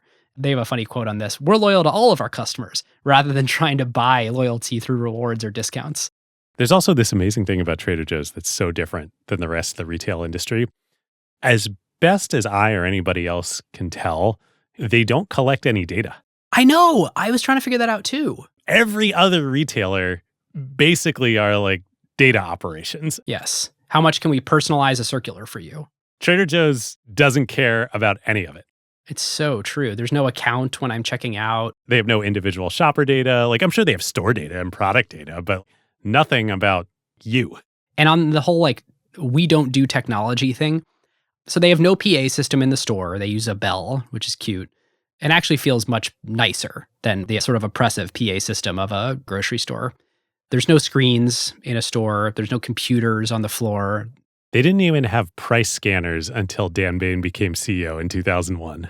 And I think they're not like anti-technology, but I think anytime they're considering a technology, they're not looking around and saying, oh, we got to do digital transformation because everyone else is doing it. I think they're saying, wait, why would we do that? And how does it fit into our particular business model? Because like they adopted desktop publishing to be able to accomplish the Fearless Flyer for 100th of the cost that they would have done it otherwise. But all of this other technology they've decided doesn't suit them and just adds overhead costs. And they say like, hey, we always evaluate this stuff and we compare it against investing in opening the next store. And opening the next store is always wildly more profitable. So we just do that. Yep. So true. All right. Well, that's it for my ballet of how all of this reinforces each other for why Trader Joe's works. And what a beautiful ballet it is. All right. With that, let's move into analysis. I actually did basically my whole playbook throughout the story there. Let's do power, though, and analyze the 7 powers framework. So for anyone who's new, power is what enables a business to achieve persistent differential returns or to be more profitable than their closest competitor and do so sustainably. So David, at various points in Trader Joe's, which of these do you think they had? You got to remember about power. It's all relative to the other players in the industry. Yep. So scale economies, the first one that exists in so many of the companies we cover, sure, of course Trader Joe's has economies of scale, but relative to their competitors in the grocery industry, they definitely don't. They're much lower scale. Oh, I disagree. On a per SKU basis, I think Trader Joe's sells more nuts than... Okay, that's fair. I mean, think about if it's against Safeway, and Safeway has 30,000 SKUs and they have 4, I bet it's actually pretty competitive on who moves more volume. Yeah, okay. Or yeah, look at 2 Buck Chuck too. Yes. Great example. Okay. I mean, it's got to be the best-selling wine in the world. Interesting. So maybe they do have scale economies then on a SKU basis. I buy that. They don't on like a real estate basis or a labor basis or anything like that. Right. That's exactly right. But on a buying power per SKU, yeah, they probably do. They are still counter-positioned. It's rare for a large company to be counter-positioned. It's very easy to see the examples of counter-positioning in the early days, like stocking liquor when that was too difficult or off strategy for 7-Eleven to do. But things like, we're not going to collect your data. Safeway can't not collect your data. Or we're not going to participate in the whole shadow economy of the CPG supermarket industrial complex. We're not going to do stocking fees, slotting fees. We're not going to do co-op marketing. Right. I think technically no one does slotting fees anymore. Everyone's hiding the ball and found a new way to charge their suppliers. Yeah, that money went somewhere else for sure. Kroger can't not do that. It's part of the business model at this point. You can't shake out of it. So I think that Trader Joe's is still counter-positioned in that way. I do really think they also have a counter positioning in their target customer focused on non-families. Again, not that Trader Joe's can't be good for families, but everybody else is 100% catering to families.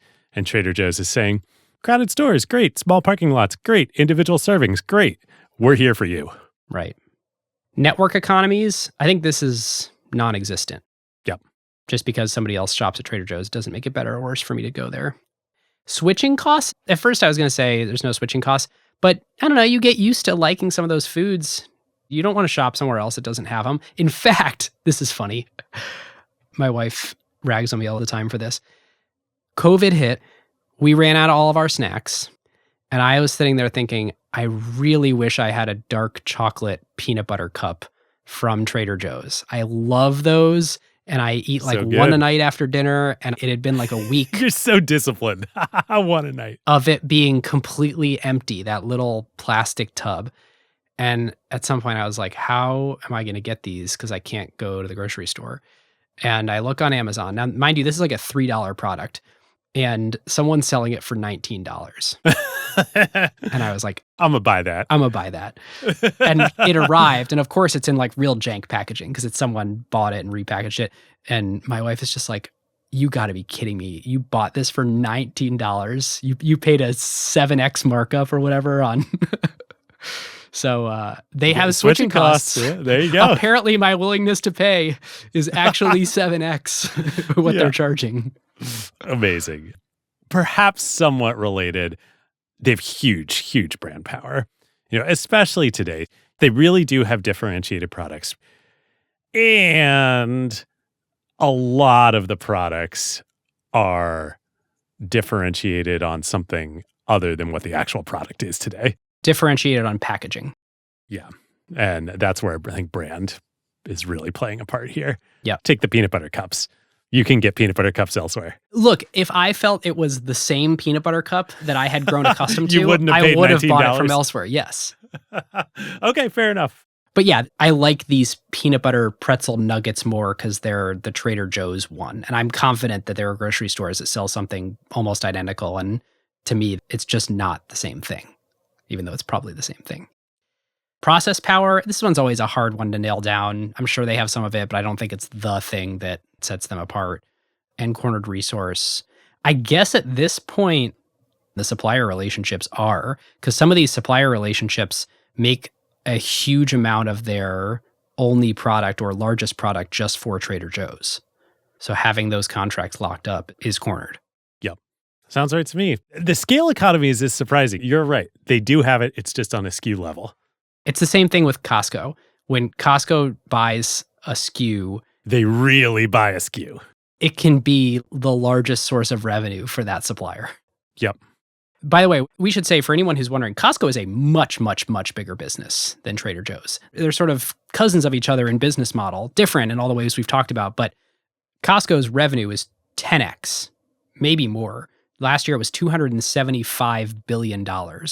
Now, margins are a different story. They famously only mark up 11 to 14%. And Trader Joe's is probably, I don't know, it seems like about twice that. But Costco is much, much more scaled business. Yep. And my point about international, Costco is an international business. Totally fair point. All right, David. So you've now thought about Trader Joe's specifically for a month, but we've known we were doing this for a while. What is your quintessence as you think about this business? Yes, I've thought about this a lot. My quintessence for Trader Joe's is that there are no broken promises in the chain. So every aspect of how Trader Joe's works is genuinely a promise ultimately to their customers that they are keeping.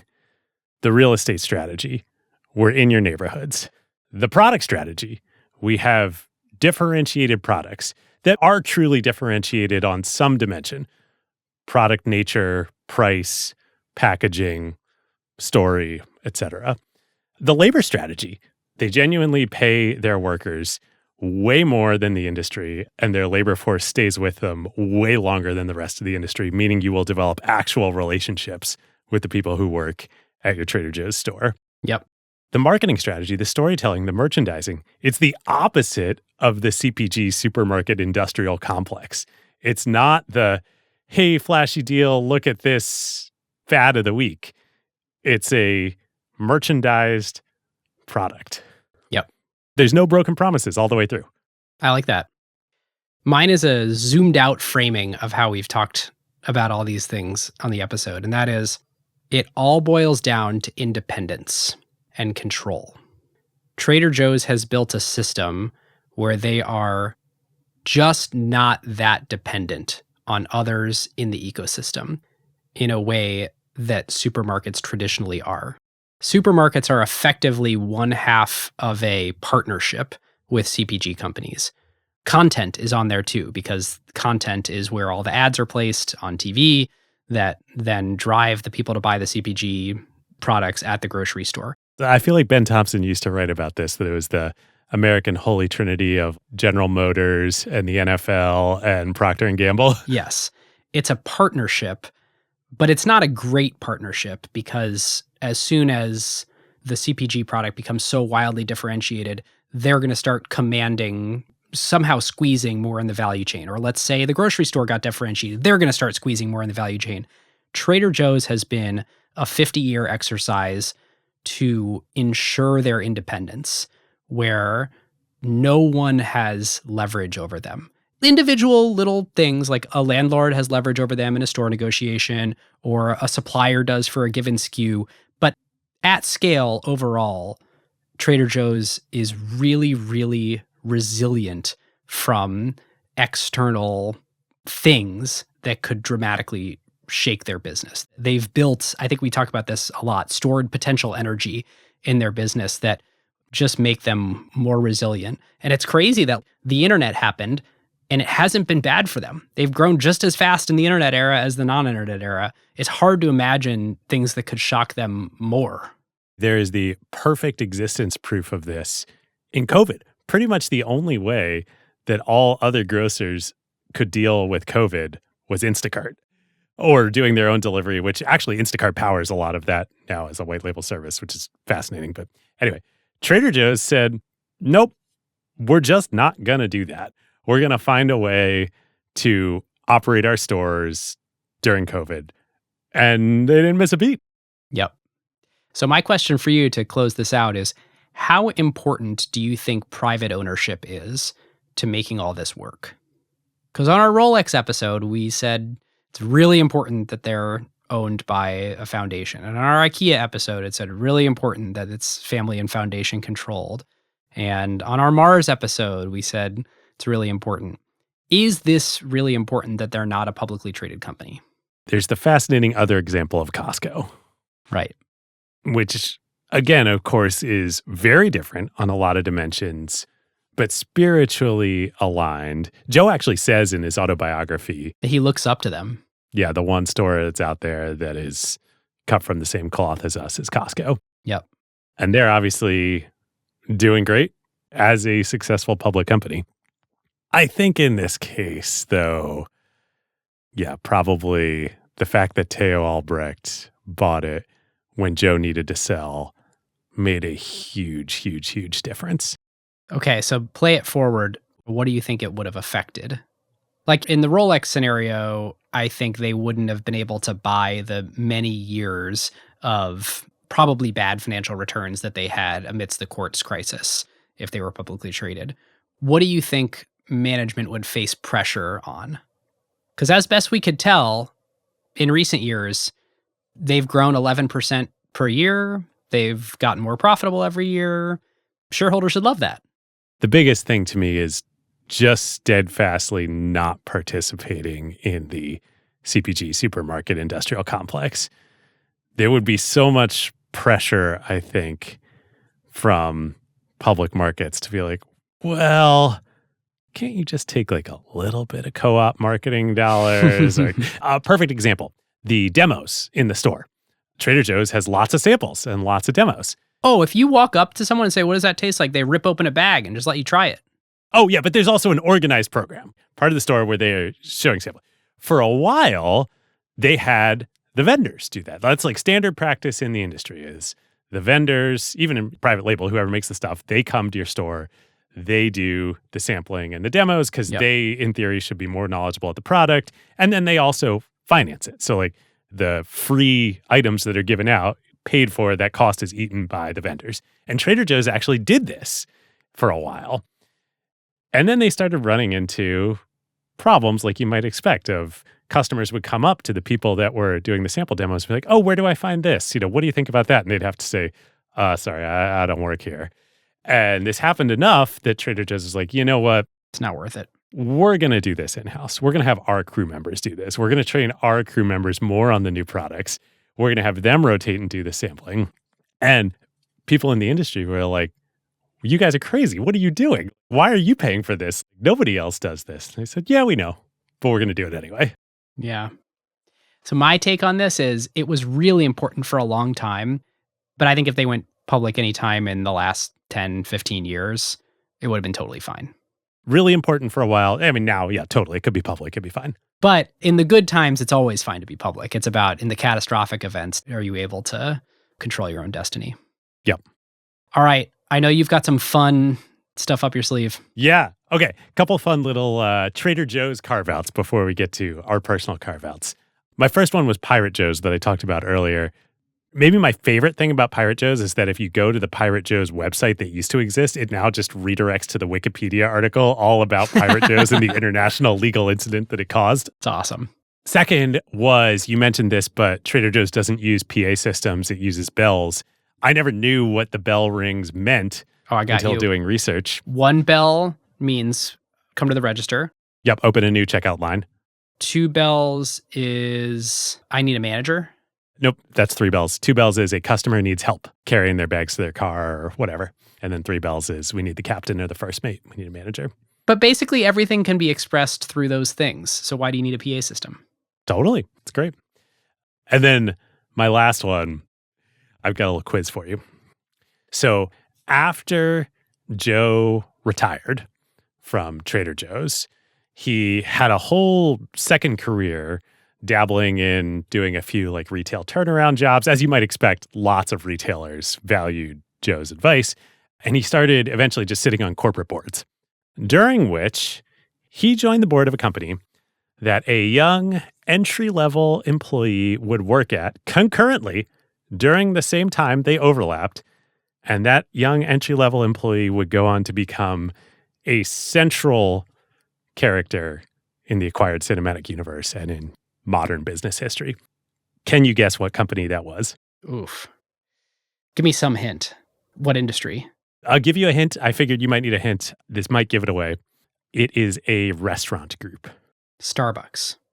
Good guess. Nope. Denny's. Denny's. Oh. Joe was on the board of Denny's while a young high school-aged Jensen Huang no way. was a busboy and waiter slinging sausages at Denny's. Amazing. I am confident they never crossed paths. Yes, me too. But there is a direct connection between Trader Joe's and NVIDIA. Coworkers. You heard it here first. Trader Joe and Jensen Huang were coworkers at one point in time. I was really wondering if you were going to pick up on that in the research or not. No. I'm glad I got you. That's amazing. All right, should we do our personal carve-outs? Let's do it. Because I can't help myself ordering every Apple product and most new tech gadgets that come out and then just having a giant pile of them, I ordered AirPods 3 on launch day with my new phone, and they're awesome. It just is crazy how Apple gets better and better and better and better iteratively each time with these things. And I think the sound quality is better. There's days I listen to so many audiobooks and podcasts that I actually don't notice it as much because I feel like anytime I'm listening to something, it's words, not music. But the fit's amazing. It's much more granular now. The fit is better now. It's much better. The noise cancellation is insane. I think a lot of it's physical cancellation. Maybe the algorithms are better too. And they're more comfortable over a long period of time. Like on long runs, I notice they just stay in my ears and are more comfortable. So I think they're great. I can second that. I got them too. By far the best AirPods yet. I still prefer the Meta glasses though. Like I just have realized I really don't like having things in my ears. Well, good thing there's a new one of those too. Yeah. All right. My carve out is an update in my ongoing carve out saga this summer and fall. Oh, did you buy another video game console? We got a Switch. Or I should say more accurately, my older daughter had her 4th birthday last weekend and I got her a Switch. We did an original Switch. I got her an OLED Switch. As part of my thought process. It's like, she doesn't need the Switch too, but Mario Kart is going to be perfect. So Mario Kart 8, I've played a lot of Mario Karts over the last 25 years. Mario Kart 8, I think, is the best. It's just amazing. Perfect. We can get an OLED Switch for her. We'll be able to play together in tabletop mode. It has been amazing. So if I thought about it, maybe I could have predicted this. You know, she's 4 and she's obsessed with princesses and being a princess. She doesn't actually care at all about winning. She cares about being all the different princesses. And so every race, she chooses a different princess. And then, this is so fun, what she has decided she really loves about the game is when you fall off the track and the little cloud guy comes and picks you up with the fishing pole and tows you back onto the track. She thinks it's a fairy. And so she loves when the fairy comes and picks up her princess and puts her back on the track. After every race, she says, I want to pick a new princess, and then I want to pick a new course, and I want a course where we fall off. And she goes, Rainbow Road, every time.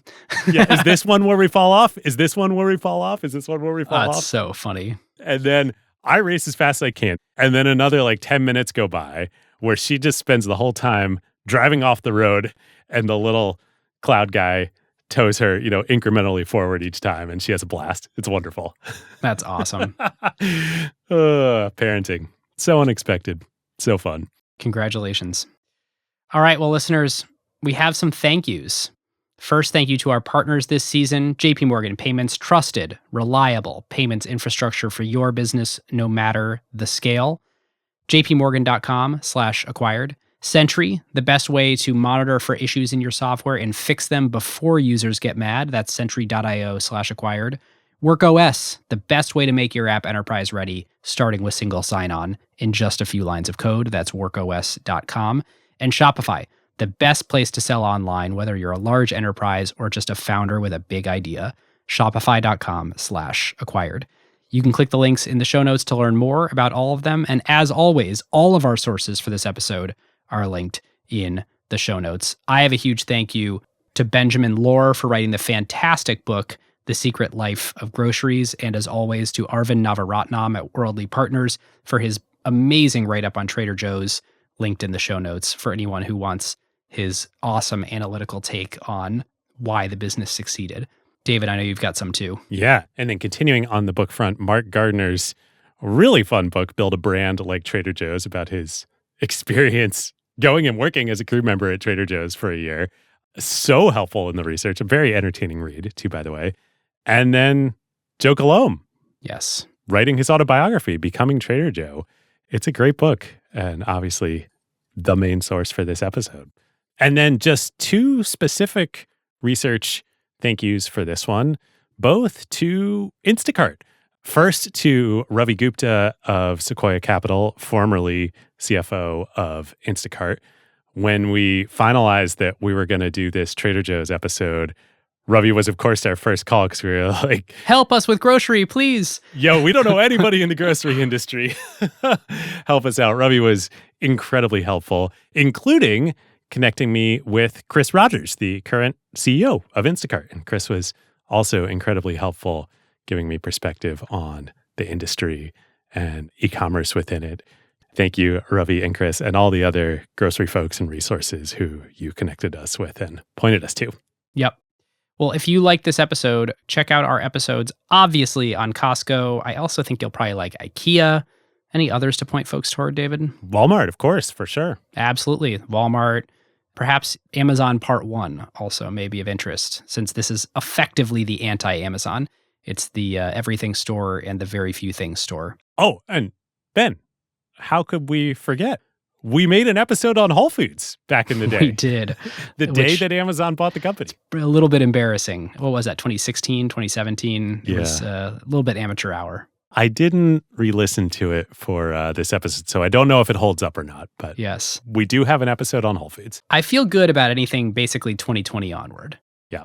After you finish this episode, come talk about it with us at acquired.fm/Slack.